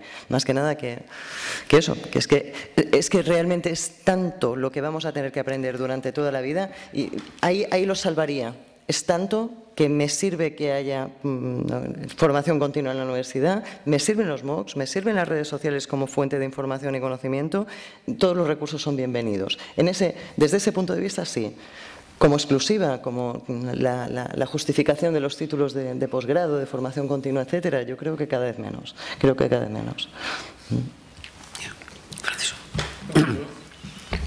Yo no pienso que sea imposible aprender a través de métodos no presenciales. Claro, no. Yo creo que es posible. Claro. Otra cosa es que los métodos presenciales no tengan su espacio importante y lo puedan seguir teniendo en convivencia con los derivados de las nuevas tecnologías. ¿No? En cuanto a la cuestión de si es válido el modelo actual de universidad de talla única, decía yo, pues yo creo que no es el mejor. Simplemente porque no permite apreciar las diferencias entre instituciones y porque además coloca a las instituciones frente a objetivos demasiado parecidos con independencia de sus capacidades. Entonces, las universidades son diferentes en su ubicación, en su historia, en su especialización y como son diferentes tendría sentido que se presentaran como diferentes y que persiguieran objetivos diferenciados. Por ejemplo, el porcentaje, las universidades que se toman como referencia a nivel internacional, con frecuencia tienen un 50% de estudiantes que son de posgrado. Claro, evidentemente, en esas universidades, de manera natural, también está presente con una gran intensidad la actividad investigadora. Pero eso no quiere decir que no haya excelentes universidades en las que el foco está en el grado y en la formación básica más o menos orientada hacia un perfil profesional definido, porque esta es otra cuestión. Es decir, hay saberes en los cuales la correspondencia entre el campo disciplinar y la profesión es muy estrecha y otros casos en los que es mucho más difusa. Dolors hacía referencia a una experiencia en la que de manera natural uno pasa por muchos sitios en su campo, en su actividad profesional, ¿no? Y justamente algo que facilita ese cambio de actividad o de actividad profesional es el reciclaje, la formación continua, etcétera. Pero siguen existiendo ámbitos en los cuales la correspondencia es mucho más estrecha. Por ejemplo, un porcentaje altísimo de los médicos hacen de médicos toda su vida. Ahí la correspondencia es estrecha desde hace siglos y sigue siéndolo, ¿no? Entonces, bueno, esto va a ser así y seguramente todavía esta diversidad va a estar mucho más presente. Y yo creo que las universidades tienen que comenzar por identificarse a sí mismas en cuanto a, como parte de su estrategia, cuál es el perfil con el que quieren presentarse a la sociedad. Detrás de la falta de definición hay en ocasiones un problema grave, y es que la sociedad, los estudiantes, sus familias, las empresas, se relacionan con las universidades sin saber muy bien cuáles son sus perfiles diferenciales. Y entonces, en ocasiones, se enfadan o se muestran insatisfechos porque piensan que no les pueden dar aquello que les querrían pedir. Pero es que a lo mejor no es esa. La responsabilidad de la universidad es no haber dicho que en algunas cosas sí pueden ser exigidas o demandadas y en otras no, porque no es su perfil. Claro, yo solo un matiz, porque no creo que me haya explicado bien tampoco por lo que has comentado ahora. No digo que no tengamos que hacer posgrado, digo que en el caso de que hagamos posgrado no lo vamos a hacer mejor solo por ser universidad, sino que tenemos que competir en un mercado con MOOCs, con escuelas de negocio, con centros privados, comentados los médicos. No creo que sean un ejemplo de gente que se actualiza profesionalmente siempre vía universidad. Precisamente suelen ser de los que buscan vías alternativas. O sea, queremos competir en el mercado evidentemente podemos competir en el mercado de formación continua, pero en las mismas condiciones, siendo conscientes de que no por ser universidad, no por la titulación, van a venir a nosotros, cada vez menos. Eso está yendo cada vez, todavía queda gente que paga un posgrado solo por tener el título de no sé dónde, pero va a ir atrás. En ese sentido, cuando se dice el fin de la universidad, creo que se refieren más a esto, se refieren más a la mitificación del título, al poder simbólico del título, a la titulitis de alguna forma. Eso está de bajada después del grado, yo creo. Eso, como entidades de posgrado, tenemos que ser competitivos a tope, o sea, ser los mejores, no solo porque somos universidades, sino por métodos, y ahí entran las tecnologías también muy a fondo. Cuanto más avanzadas sean las tecnologías que utilicemos, evidentemente más competitivos vamos a ser. Yo en ese caso no soy antitecnóloga, ni mucho menos. Yo siempre pongo el ejemplo, si se puede ir en AVE a Madrid, de Barcelona a Madrid, no voy en bicicleta. Si existe una tecnología para hacer las cosas de una forma mucho más eficiente, no voy a renunciar a ella. O sea, en ese sentido yo creo que sí que tecnología y posgrado y competitividad sobre todo, en ese sentido.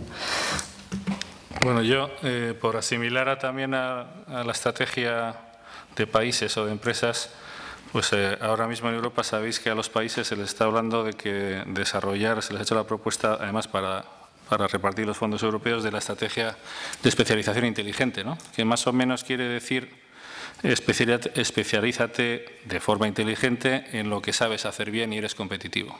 El riesgo de esto siempre es que te limites, ¿no? Porque, claro, la innovación siempre tiene que estar presente e intentar hacer cosas nuevas es un reto que parece que se contradice con dedícate a lo que sabes hacer o mejora lo que ya sabes hacer. Pero yo creo que eso también seguramente puede ser aplicable a la universidad. Y en cuanto a, cuando habéis hablado del tema de los médicos, me habéis recordado que como el tema de las nuevas tecnologías, sabéis las gafas de Google, ¿no? Las Google Glasses, que hay médicos que están viendo operaciones aquí hechas en Estados Unidos a través del ojo del cirujano porque lleva puestas las gafas. Entonces ve la operación como si su ojo estuviera haciendo la operación, ¿no? Es un método de aprendizaje de nuevas tecnologías. Claro.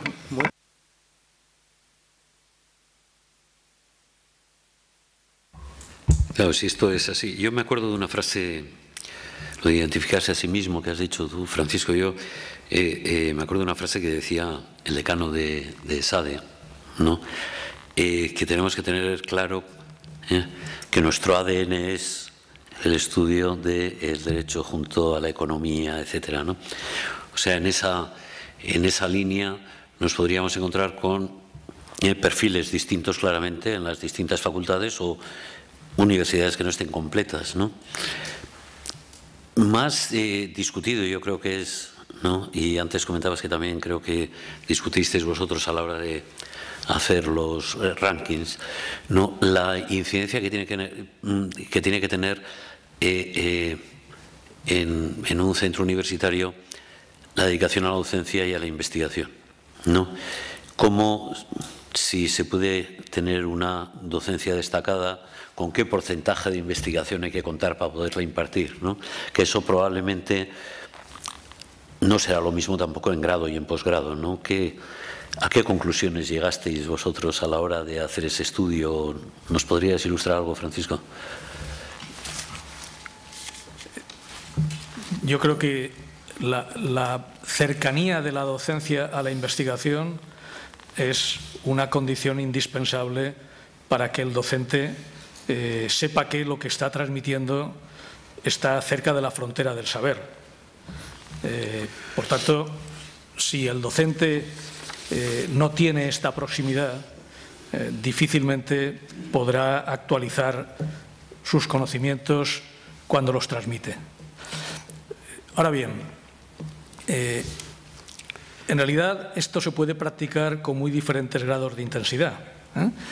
Por ejemplo, yo creo que España, seguramente porque hizo un esfuerzo de extensión del sistema universitario, pues como seguramente pasa actualmente en otros países, ¿no?, que están creciendo con fuerza, hay una demanda muy intensa y la adaptación se hace como se puede, en cierta medida. En mi opinión, cometió algunos errores que han tenido consecuencias, ¿no? Uno de ellos fue no optar por concentrar la formación de esa demanda creciente de profesores en algunas universidades que en determinados campos disciplinares ofrecían garantías para la formación de los doctores y la preparación para hacer investigación.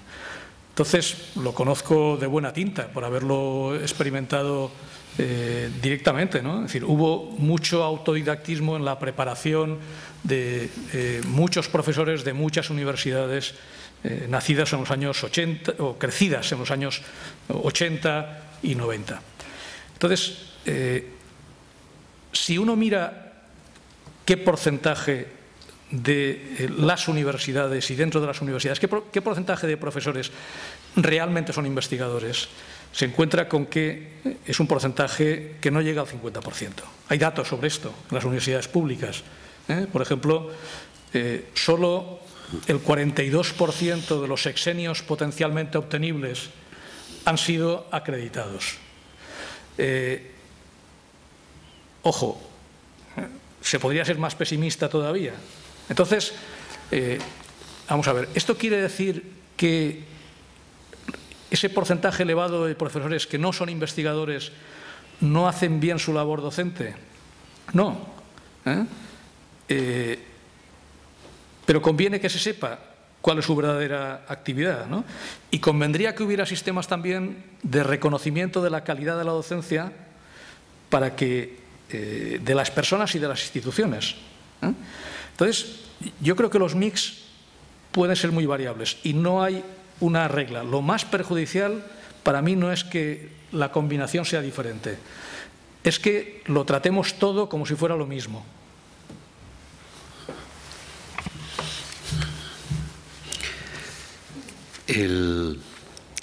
Bueno, yo creo que ha salido otro tema que mira al público y supongo que no le agobia, pero sí le hace pensar. ¿Cómo se mide la calidad de la docencia, ¿no? ¿Cómo se mide la calidad de la investigación? Se ha empezado a medir, eso es cierto, y se está midiendo. ¿Es satisfactorio los sistemas de medición? ¿Qué tiempos requieren para poder hacer? Hombre, porque se atiende a datos como la empleabilidad, que no son fáciles de obtener en muchas ocasiones, lo cual significa que si se emplean muchos, lógicamente están preparados para cumplir las funciones que se les requieren. ¿Qué es satisfactorio lo que se está haciendo? Yo creo que habéis trabajado vosotros en el instituto, ¿no? No, yo creo que no es satisfactorio, pero es prometedor. Es decir, en el ámbito de la investigación, las cosas están bastante más claras. Por una parte, sobre la investigación de calidad, en muchos ámbitos hay reglas bien definidas asociadas a revistas en las que para publicar hay un proceso de selección previo, de evaluación anónima, y segundo, índices de impacto. Esto no funciona bien en otros campos. Por ejemplo, no funciona bien en algunos ámbitos de las ciencias sociales, pero no en todos. Por ejemplo, en economía funciona cada vez mejor, en psicología funciona cada vez mejor. Pero en campos de humanidades, donde hay menos tradición relativa de artículos y más de monografías, etcétera, o en otros ámbitos donde hay mucha atención a los temas, a los problemas más próximos, locales, etcétera, esto funciona peor. Pero cada vez, y en esto las nuevas tecnologías ayudan, hay procedimientos incluso más finos. Por ejemplo, hay una cosa que se llama Google Scholar, Google Académico, donde aparece no ya cuál es el impacto de la revista en la que yo publiqué, aunque mi artículo no fuera citado nunca, sino cuántas veces ha sido citado mi artículo o mi monografía, y a partir de ahí se calculan índices personales, ¿no? Entonces, en investigación, yo creo que bueno, hay pistas, no hay un solo indicador, hay muchos, y hay mucha gente especializada que sabe de esto, la gente dedicada a la bibliometría, a la biblioteconomía, etcétera. Hay pistas para hacer grandes bloques, ¿no? Los inactivos, los moderadamente activos, los que destacan, los internacionalizados. La docencia, las cosas son más complicadas. A mí me da la impresión de que habría como 4 direcciones en las cuales observar, ¿no? La primera es si hay resultados mínimos o no los hay. Esto tiene que ver con tasas de éxito en la docencia, de seguimiento, si los estudiantes superan o no superan. La segunda es la evaluación de la calidad de la docencia hecha por los propios estudiantes. Ya sé que es un terreno peligroso, pero se practica en muchas universidades y debidamente filtrado da información. La tercera es un terreno que apenas se ha abordado porque es difícil, es algo parecido a PISA, pero para universitarios. La OCDE promueve un programa en esta dirección que se llama AGELO, que está en una fase experimental y tiene muchas dificultades porque obliga a homogeneizar campos, pero si se desarrollara, estas cosas van despacio, pero a veces, de pronto ahora PISA todos hablamos de eso como una referencia, ¿no? Con sus limitaciones, pero también con el valor que tiene la enorme cantidad de información que se capta a través de esas encuestas, ¿no? Y la cuarta dirección tiene que ver con la inserción laboral. Yo creo que seguramente dentro de unos años, a través de un proceso de definición de indicadores y de generación de información, igual que ahora nos fiamos mucho de la radiografía del mercado de trabajo que nos ofrece cada trimestre la EPA, pues a lo mejor nos podemos fiar de la radiografía de la calidad de la docencia que nos ofrecen un conjunto de indicadores que han sido construidos con buen criterio, recogidos, etcétera, etcétera. Alberto. Yo en estos temas soy bastante profano, pero yo creo que, bueno, Francisco ha dicho muy bien y seguramente en todas estas cosas compararse con las mejores prácticas de cómo se evalúan otros, pues siempre ayuda, ¿no? El único peligro quizá, y seguramente estoy equivocado, pero es que cuando midamos la calidad de la docencia, midamos desde una perspectiva endogámica. Y por eso lo que has dicho tú, preguntar a los alumnos es un peligro, pero es una fuente indispensable. Y quizá el reto es a quién hay que preguntar y qué. Porque claro, la calidad al final es la que da el resultado. ¿Y cuál es el resultado que perseguimos, ¿no?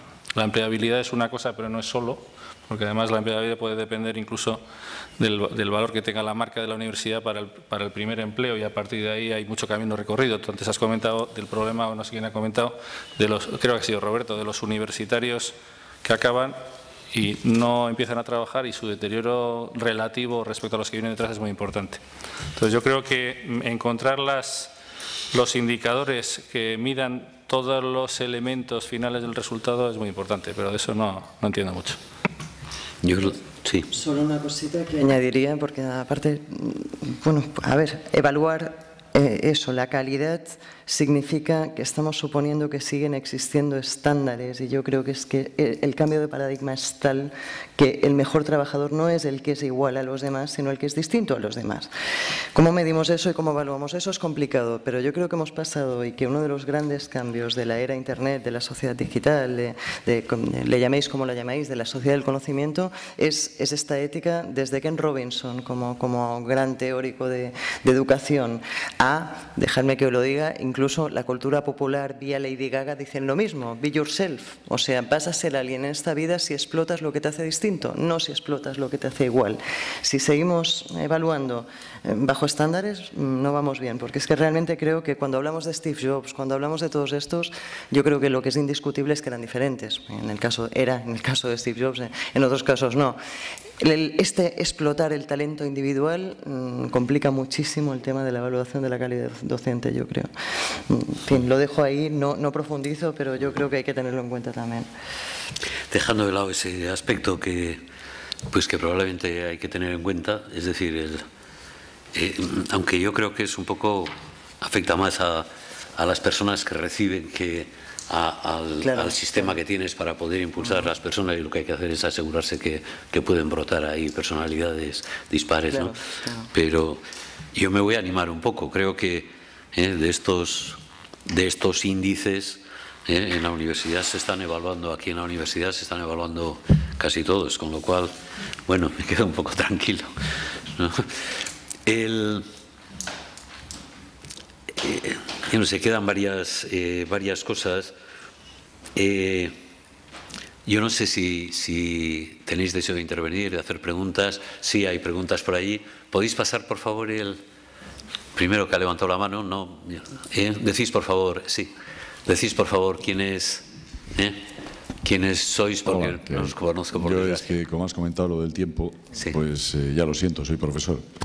Entonces, Alberto ya me conoce, yo soy Kepa Tellería. Y la verdad es que, bueno, pues como siempre, la verdad es que últimamente, no sé, tengo la suerte de asistir a cosas muy interesantes. No sé qué está pasando, o que yo estoy muy raro, o que la gente dice cosas muy interesantes. Entonces, digo que con respecto a lo de profesor, pues diciéndole un poco a Dolors que totalmente de acuerdo contigo, porque Ken Robinson precisamente dice que ¿qué es lo peor que te puede pasar en una cena? Ya sabes lo que dice, ¿no? ¿No? ¿Qué es lo peor que te puede pasar? Eso lo cuenta en la primera que tiene en TED.com. ¿Qué es lo peor que puede pasar? Que te toques sentada al lado de un profesor. Ah, vale, ya, en una cena, el aburrimiento, sí, sí. Vale, sí, sí. Esa es la primera que dice. Un científico, ¿no? También sí, dice. Sí. Y luego también has hablado de Steve Jobs, y luego habría que añadir Bill Gates, y el último que se apunta a la lista que yo conozca es Amancio Ortega. Sí. Ninguno de los tres tiene carrera universitaria. Es una coincidencia, yo fui profe de estadística. La probabilidad de una coincidencia es 0. Bien, entonces yo no sé si voy a hacer una pregunta o una reflexión, pero si no reviento. Entonces he intentado unir un poco lo que habéis ido comentando, y si queréis lo comentamos, decís que no estáis de acuerdo o lo que os parezca, a vuestro mejor entender. Vamos, es simplemente una humilde reflexión. Bien, tú has comentado, Dolores, que por empezar en orden, que había 3 aspectos. Hacía falta filtrar, evaluar la información, por eso es necesaria la universidad. Hay que saber usar la tecnología para seguir aprendiendo. Hay que tener ciudadanos cultos, críticos. Han sido los 3 puntos. Mi humilde aportación sería añadir uno cuarto, que es en lo que voy a centrar mi idea. Y es que, bueno, pues la rueda ya está inventada. Y la inventaron, como siempre, unos individuos que ya llevan mucho tiempo, hace tiempo, ¿no? Que creo que llegaron al top del ser humano, que se llamaban los griegos. Entonces el chico este se llamaba Aristóteles, y a mí me corregís, porque eso de verdad que yo, como soy de empresa, era la peripatética. No era la aristotélica. La aristotélica. Eso de ir con un grupito de alumnos caminando por el campus, vamos, sin pizarra ni nada. O sea, aquello era simplemente pasear. Esa es la idea, ¿no? Bien. Entonces, si esa es la idea, a partir de ahí podríamos hablar mucho, pero porque no hay tiempo y no quiero, evidentemente, pues, hablar demasiado, como siempre, que hablo demasiado. Entonces, pues, había una segunda cuestión, y era que yo quería haber empezado por ahí, pero bueno, me la has dejado un poco mal, y es Alberto Aupa. Muchas gracias, has empezado, vamos, fuerte, has subido la moral a toda la tropa. Y yo no sé, pues tú has hablado de la tónica, que la prueban poco, pero tú donde vas triunfas. O sea, que hay otro que es el de la cerveza, que es donde vas triunfas. Y sobre todo lo digo que Bueno, donde vas... pensar que hemos quedado en esto antes. Bueno, hemos quedado antes de acuerdo en soltarla. Entonces digo que la que queda es que como donde vas triunfas, y aquí dicen ven y cuéntalo, yo digo vete y cuéntalo. Vale, igual nos hace falta. Que lo sepan por ahí, que no saben que existe Deusto, ya sabes, ¿no? Más allá de Burgos. Pero en fin, digámoslo, dejemos el tema. Entonces, ya luego, volviendo un poco al tema, sería ya pues una última casi cuestión. Y sería decir que en esas 10 puntos que tú has planteado, yo he intentado quedarme con 7, que encajan con la aristotélica. Porque en la aristotélica, que yo he intentado ordenar rápidamente y ahora a ver si encuentro el papel, porque esto es lo malo cuando estás así corriendo y mal, pues en la aristotélica sale que si uno lo hace según lo hacía Aristóteles, primero no inventamos la rueda, y primero era presencial, segundo era continua, no nos dicen la edad, podían ser jóvenes, viejos, o sea que Aristóteles igual hacía horas extras y trabajaba también para los jóvenes, para los viejos. 3, era personalizada. 4, era colaborativa. 5, como tanto era fuente de creatividad, como tú has dicho, Dolores, porque iban en grupo. 6, era una formación en valores, porque los valores los dan los padres y también la universidad y el resto de la tribu, pero en fin. Y Aristóteles tenía sus valores, creo.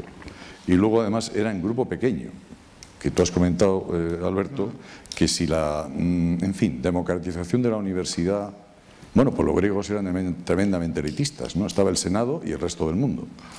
Pero eso viene ya para acabar finalmente con los MOOCs o los no MOOCs, que desde mi punto de vista es puramente un planteamiento empresarial y es de segmentos de mercado, en el cual tenemos a los MOOCs para la formación profesional sofisticadamente, si queréis, pero a medio plazo será la formación profesional, porque no todos los cursos abiertos en MOOCs son todos los cursos que dan MIT y Harvard. No. Los pata negra, vas allá, pagas y es presencial. Esto es para todos, en su horario de las 4 de la tarde, 5 de la tarde, pero para todos. 2. Entonces, ¿qué pasa con los otros? Que tenemos, y aquí ya soy yo el conspiranoico habitual, y como mi libro de referencia es 1984 de Orwell, porque es el que mejor explica nuestra realidad actual, pues pienso, vamos a ver, si esto los MOOCs los están liderando Harvard y MIT, ¿quién está detrás de Harvard y MIT? Pregunta interesante.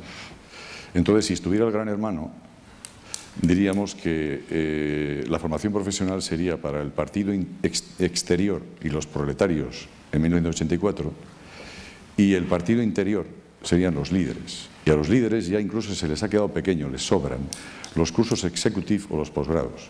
Hoy en día se lleva el coaching, que es la formación personalizada. Entonces, si Deusto quiere ir a todo, puede ir a todo. Podemos hacer MOOCs, podemos hacer posgrados, podemos hacer másters, podemos hacer coaching. La universidad es una herramienta, es un medio para un fin. Y el fin, según la DBS, es formar líderes globalmente responsables. Sin más. Claro.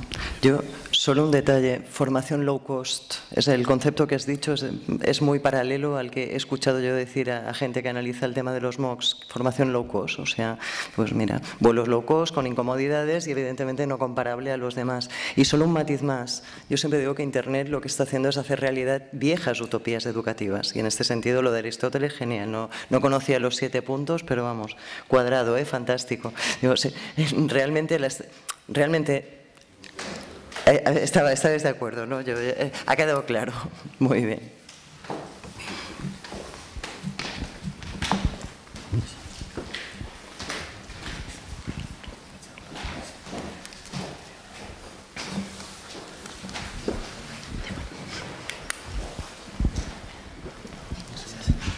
Hola, buenas tardes. Lo primero decir que concuerdo con Dolores cuando se refiere al fin de la universidad. Yo también tengo un pensamiento muy optimista, no apocalíptico del sistema universitario.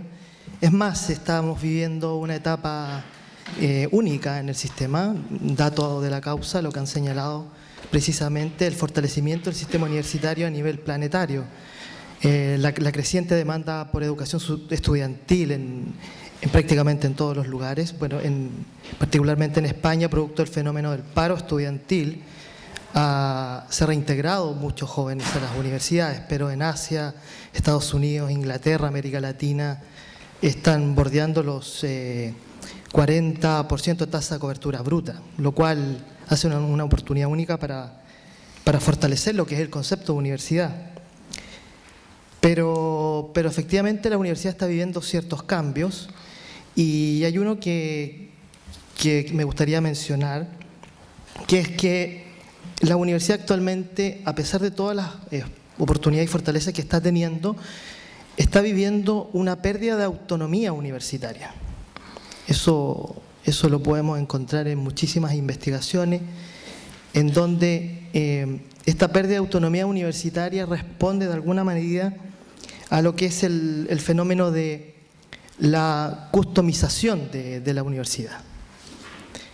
Y en ese sentido, también me quería referir a lo que señalaba Francisco Pérez, que la universidad debe ser un garante para generar un conocimiento libre, plural y de calidad. Y las universidades hoy en día están atendiendo a clientes y están generando un producto que está en el proceso consensuado con el cliente.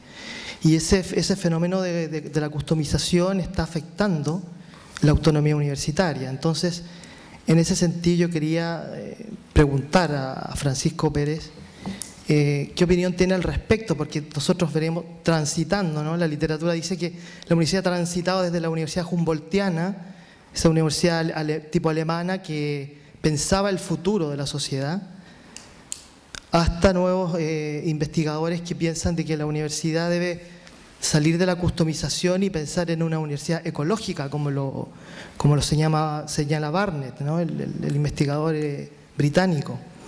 O Bauman también habla de la universidad líquida. Entonces, hoy estamos afectados por la customización universitaria. Y eso es lo que te quería preguntar. Yo creo que es una pregunta muy importante, ¿no? Vamos a ver, mi punto de vista es que seguramente la otra cara de la moneda de la importancia de las demandas sociales dirigidas a la universidad es que la universidad tiene que atender a las demandas sociales. Y una parte muy importante, no la única, pero una parte muy importante de las demandas sociales dirigidas a la universidad tiene que ver con la expectativa de los estudiantes de que su preparación universitaria va a mejorar sus oportunidades sociales y profesionales. Y esto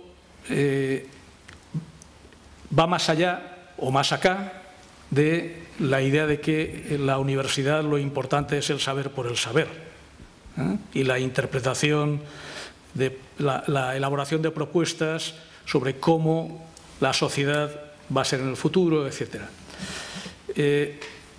Ahora bien, si uno mira a las experiencias que existen en el mundo, que son muchas, encuentra con frecuencia que es posible encontrar ese equilibrio dentro de las instituciones universitarias entre el objetivo del desarrollo de los saberes y el objetivo de las respuestas a las demandas concretas que la sociedad y los individuos dirigen a la universidad cuando acuden a ella buscando determinados servicios docentes o de transferencia tecnológica, etc. Yo creo que yo no veo la necesidad de elegir entre esos dos objetivos. Yo creo que el sistema, en primer lugar, el sistema universitario, a través de esa colección de instituciones con perfiles diferentes, e incluso muchas de las instituciones pueden encontrar equilibrios razonables entre la atención a una cosa y la otra. Tengo algunas... Vamos a ver, la importancia que doy a la necesidad de responder a las demandas sociales, estas directas, donde un estudiante lo que espera es que se dé una formación, que mejore sus oportunidades laborales después, etcétera, es mucha, le doy mucha importancia a esto. Es decir, no me parece una cuestión secundaria, porque creo que es una demanda social que se produce de forma explícita en una parte importante de los estudiantes, no en todos. La Fundación BBVA ha hecho un par de oleadas de una encuesta en la que nosotros no hemos participado, aunque colaboramos mucho con ellos en otros temas, que les recomiendo a nivel encuestas internacionales sobre los universitarios, en un número importante de países, les preguntan, una de las cosas es, bueno, ¿qué espera usted de la universidad? Y los estudiantes de ciertas titulaciones dan respuestas que tienen que ver fundamentalmente con la mejora de las expectativas laborales.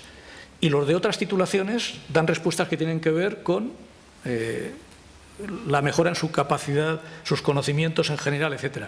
Pero sabemos también que una parte importante de los que dan el segundo tipo de respuestas, una vez han concluido los estudios, cuando hacen la formación continua, buscan responder a las otras cuestiones. Es decir, una vez se han formado en aquello que les apetecía estudiar, de acuerdo con su vocación, se dan cuenta de que, además, quieren que eso sea una plataforma para mejorar sus oportunidades laborales. Y combinan los dos tipos de formación, donde sea. Entonces, yo creo que esto es un buen exponente de cómo, vamos a ver, creo que no se puede pensar en que vamos a tener sistemas universitarios muy grandes, donde el principio de igualdad de oportunidades entendido en una sociedad tan desarrollada como la nuestra, en el caso de la educación superior, entendemos que es una oportunidad que tiene que alcanzar a mucha gente. No se puede pensar en esta amplitud en el acceso a la educación superior y no considerar que los temas que tienen que ver, si se quiere, con dimensiones utilitarias de la universidad van a estar presentes. Fíjese, yo creo que las visiones de la universidad en la que se sigue pensando en que la universidad lo que debe hacer es formar a las élites solo o a los líderes solo, y que yo no comparto, encuentran otro tipo de equilibrio. Se dice, bueno, aquí lo que hace falta es hacer una universidad concentrada solo en determinadas dimensiones posibles de la misma. Pero si uno piensa en sociedades donde la gente, los jóvenes van hasta los 16 años obligatoriamente a la escuela y un 90% cursan educación secundaria postobligatoria, como sucede en muchos países avanzados, pues un escalón que de forma razonable se puede aspirar a subir es que también un porcentaje amplio de gente quiera acceder a la educación superior. Y resulta que tenemos la suerte de estar construyendo de vivir en unas sociedades lo suficientemente prósperas y lo suficientemente avanzadas desde el punto de vista tecnológico como para que esto no sea ni imposible ni incompatible con los perfiles de los puestos de trabajo que cada vez aumentan más. Las predicciones de un centro europeo, se llama CDFOP, sobre qué tipo de puestos se crearán, de trabajo se crearán en España de aquí al año 2020, esto ya se sabe que estas predicciones son muy sufridas, ¿no? Pero dice que se crearán muchos menos que los parados que se tendrían que colocar, ¿no? Alrededor de 1 millón de puestos de trabajo. Pero de ese 1 millón de puestos de trabajo, las 2/3 partes será para titulados superiores. Y ya hay un 32% de las ocupaciones que tendrían un perfil razonablemente ajustado en España al de los titulados superiores. Pero es que en la media de la Unión Europea el porcentaje es del 40%. Ahora, en Alemania y en Francia es del 43%. En el Reino Unido es del 47%.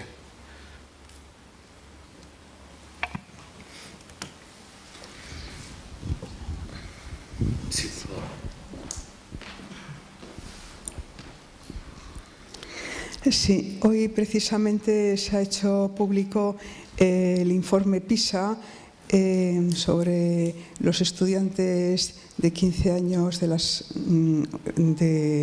los alumnos españoles, y se dice en ese informe que estos niños españoles están a la cola de la OCDE en resolución de problemas.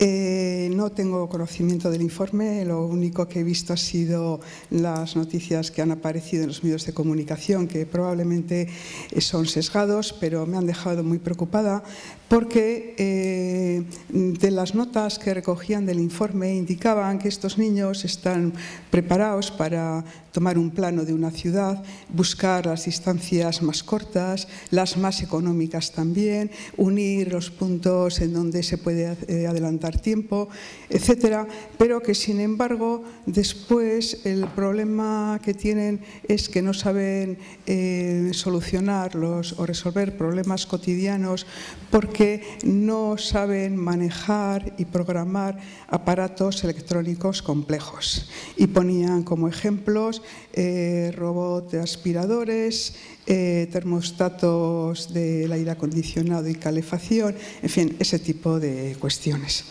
El mismo informe decía que está bien que se tengan conocimientos, pero que a la hora de emplearse, que lo que necesitan es aplicar las destrezas a la resolución de problemas. Y me pregunto yo dónde quedará lo que la señora Rech decía en la aplicación de las humanidades, incluso de una formación mucho más integral, donde a mí me parece tremendamente importante que sepan interpretar un mapa, porque luego, que es lo accesorio, ya aprenderán a utilizar el instrumento, ¿no? Entonces, a mí me preocupa esto, digo, porque claro, se supone que es un informe hecho por una entidad muy importante. Aquí se ha hablado de la evaluación, por lo tanto, esos índices de evaluación también se van a tener en cuenta en los empleados o en la empleabilidad universitaria, y creo que a la universidad la coloca en un dilema de cara, pues yo pienso en la Universidad de Deusto, y de cara al futuro inmediato a la hora de hacer su plan estratégico, es decir, dónde queda la formación integral, los valores, las humanidades, o tiene que quedar restringido o constreñido a los programas que le vienen impuestos además y que, bueno, pues que están en una serie de conocimientos probablemente muy aplicados y donde ya la formación más elevada de valores y conocimiento puede resultar utópica en estos momentos, porque está bien y pensar en la individualidad y se debe hacerse así, pero todos sabemos que el día a día exige también trabajar con masas, con números de alumnos más elevados, y que la viabilidad de una universidad pues no es a través de un esfuerzo individual, que lo hacemos además los docentes, que lo hacemos y nos esforzamos en eso, pero que los planes van en otra línea. No sé, no hago la pregunta concreta a nadie, yo en mi caso también casi es una reflexión preocupada que tengo. Bueno, yo solamente me ha parecido que hablabas, cuando decían que salían más los alumnos españoles, eran temas electrónicos, ¿no? Sí, sí, efectivamente. La referencia que se ha hecho era a lo tecnológico y al electrónico, pero supongo que, claro, que el informe recogerá todas las capacitaciones que tienen matemáticas y lenguaje y demás, pero también llama la atención lo que ha marcado los medios de comunicación, que se hayan fijado en eso y no probablemente en otro tipo de conocimiento. No, sí, iba a hacer una reflexión sobre la tecnología porque en el mundo tecnológico lo que triunfa es lo que es tan sencillo que no hace falta saber nada. O sea, todos tenemos móvil, todos, porque es verde encender, rojo apagar. Y luego hay otras cosas que sabéis algunos, que unos más y otros menos. Yo creo que lo que es tremendamente importante, o sea, es que no discuto ese informe. Bueno, podría discutir si es el único informe que hay en el mundo. La televisión española era la mejor cuando era sola ella, igual tiene que haber otros, ¿no? Porque yo creo que eso también tiene que, con los informes de ranking hasta igual tienen que competir, ¿no? Pero en el tema tecnológico, lo sencillo, o sea, el reto es que por dentro sea tremendamente complejo y hay alguien que lo sepa programar para que para el usuario sea tremendamente sencillo. Eso es lo inmediato. Hay muchas tablets, pero ahí, comparado con los teléfonos móviles, hay 40 veces menos porque son algo más complejas. Entonces, yo en eso me sorprende bastante porque efectivamente yo creo, por lo menos mi experiencia en este mundo, es que lo más sencillo es lo que vende millones y no hace falta saber nada, afortunadamente.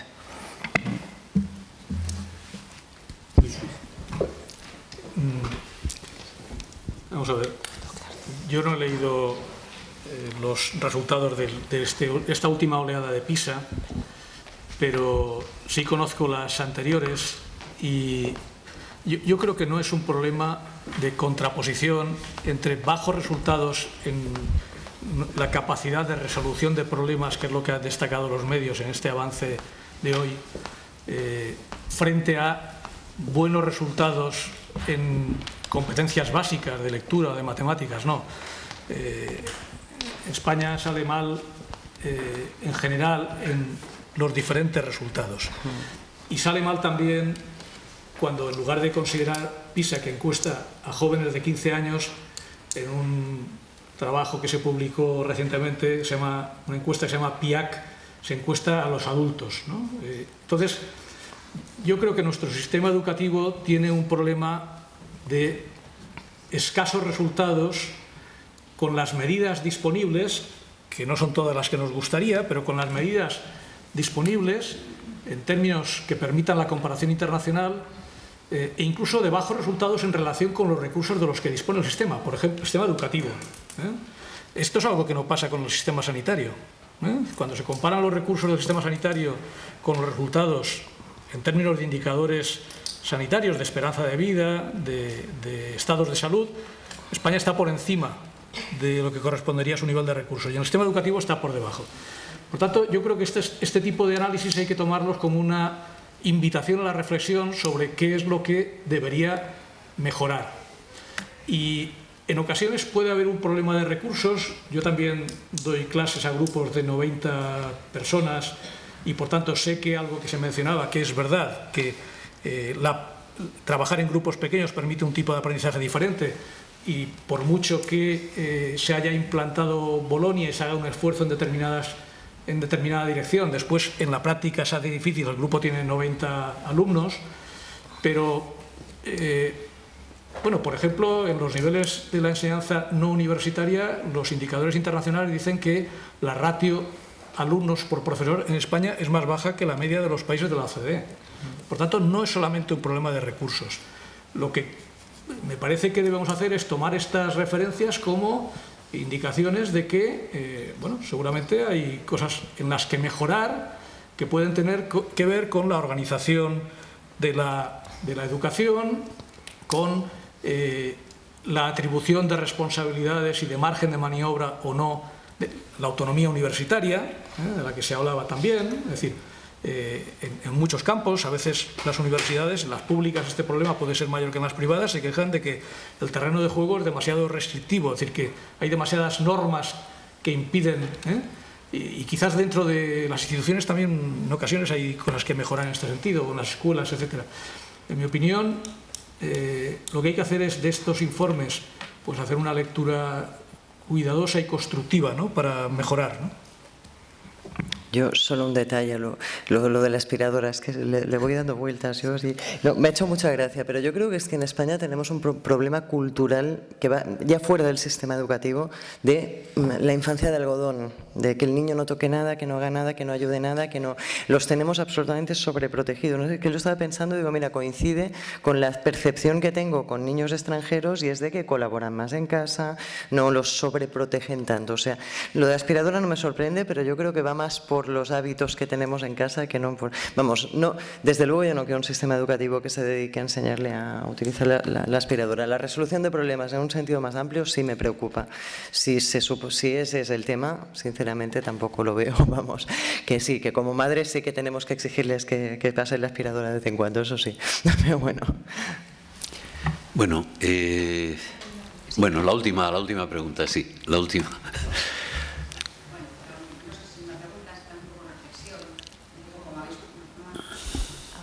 Ahora va, sí.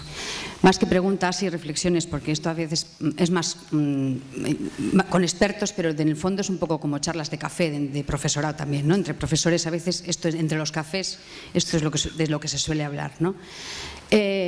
Me ha parecido muy bien que hagas referencia al informe PISA, más que nada porque es un tema de unir las enseñanzas medias con la universidad, que es un tema del que no hemos hablado y me parece que es básico con lo que estamos hablando aquí, ¿no?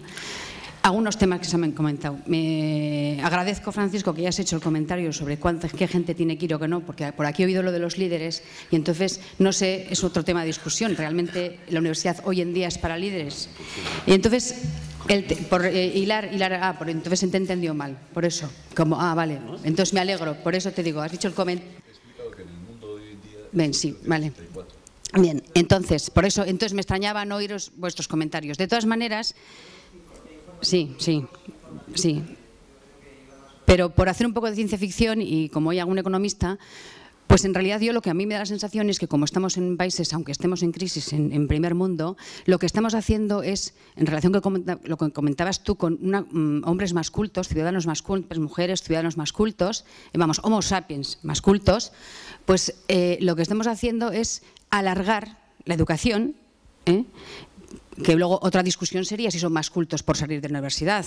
Porque igual son más cultos en algunos aspectos, pero sentido común no tienen, que es otro de los temas que muchas veces igual el empleador quiere, sentido común.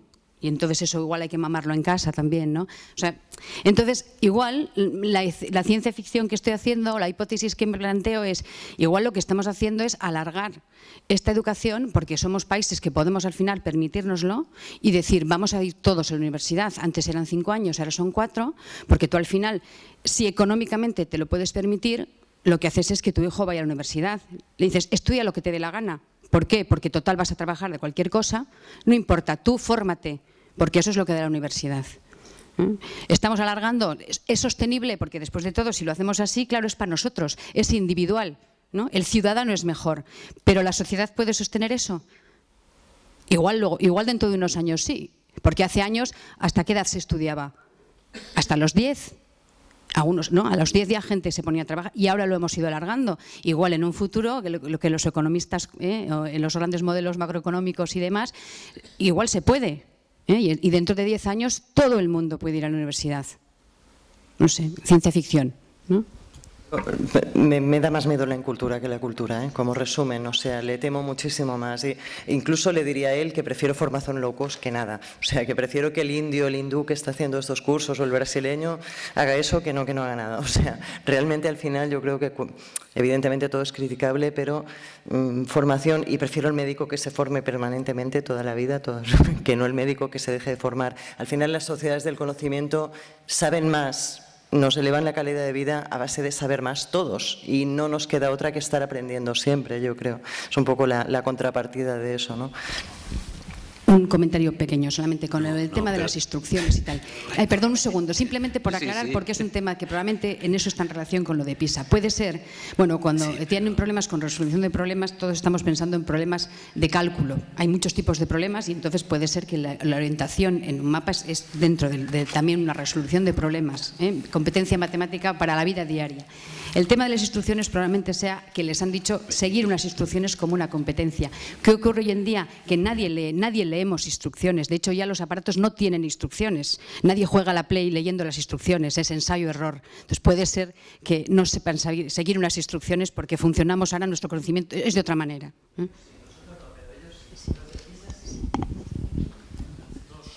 Dos comentarios. Uno sobre esta última puntualización. No creo que sea esa la cuestión. Las encuestas de PISA están muy bien pensadas y buscan situar frente a problemas reales y no es un problema de leer.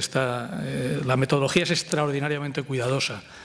Y claro, bueno, por eso después también hay que tener cuidado con las simplificaciones que acaban en el mensaje dado por el medio de comunicación el día de la presentación. Pero bueno, la cuestión de fondo, mi punto de vista sobre la pregunta de, supongamos que fuera creciendo el porcentaje de gente que va a la universidad y del 50% actual pasáramos a cerca del 100%. ¿Nos lo podríamos pagar?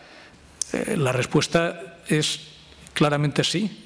Si esa fuera la prioridad de esta sociedad de $27.000 de renta per cápita, ¿no? 20 pocos mil euros, ¿no? Sí, claro. Si eso formara parte de los objetivos sociales entre la parte que nos pagamos cada uno y la parte que forma parte del mecanismo de igualdad de oportunidades, sí. John Maynard Keynes vino a España a dar unas conferencias en los años 30 y pronunció en la residencia de estudiantes una de la que después se ha reproducido mucho, ¿no? Se llamaba Las perspectivas económicas de nuestros nietos, ¿no? Y hablaba de una sociedad en la que el progreso acumulado, la mejora en el nivel de renta, habría sido tan importante que cosas que en los años 30 estaban reservadas únicamente a los, y se me perdonará la expresión, que ahora suena muy mal, ¿no? A los caballeros, ¿no? A los gentlemen, podría ser una aspiración para el conjunto de la sociedad. Bueno, es que cuando uno mira en los 80 años transcurridos desde entonces hasta qué punto ha aumentado el nivel de renta medio, sabemos perfectamente que estamos en la sociedad de la abundancia. Y una de las expectativas de la sociedad de la abundancia sería prestar más atención a ciertos bienes o servicios que llamaríamos de mérito por sus virtudes y menos a otras, ¿no?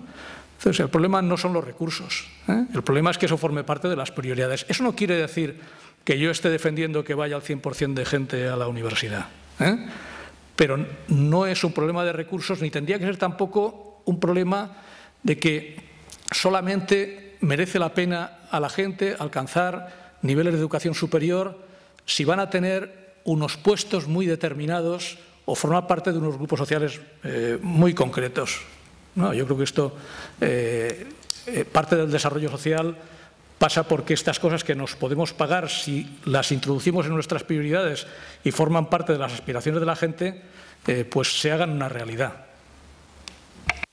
Bueno, vamos a acabar aquí, entre otras razones, porque alguien tiene que salir volando, no todos nosotros, sino el que tiene que coger el avión.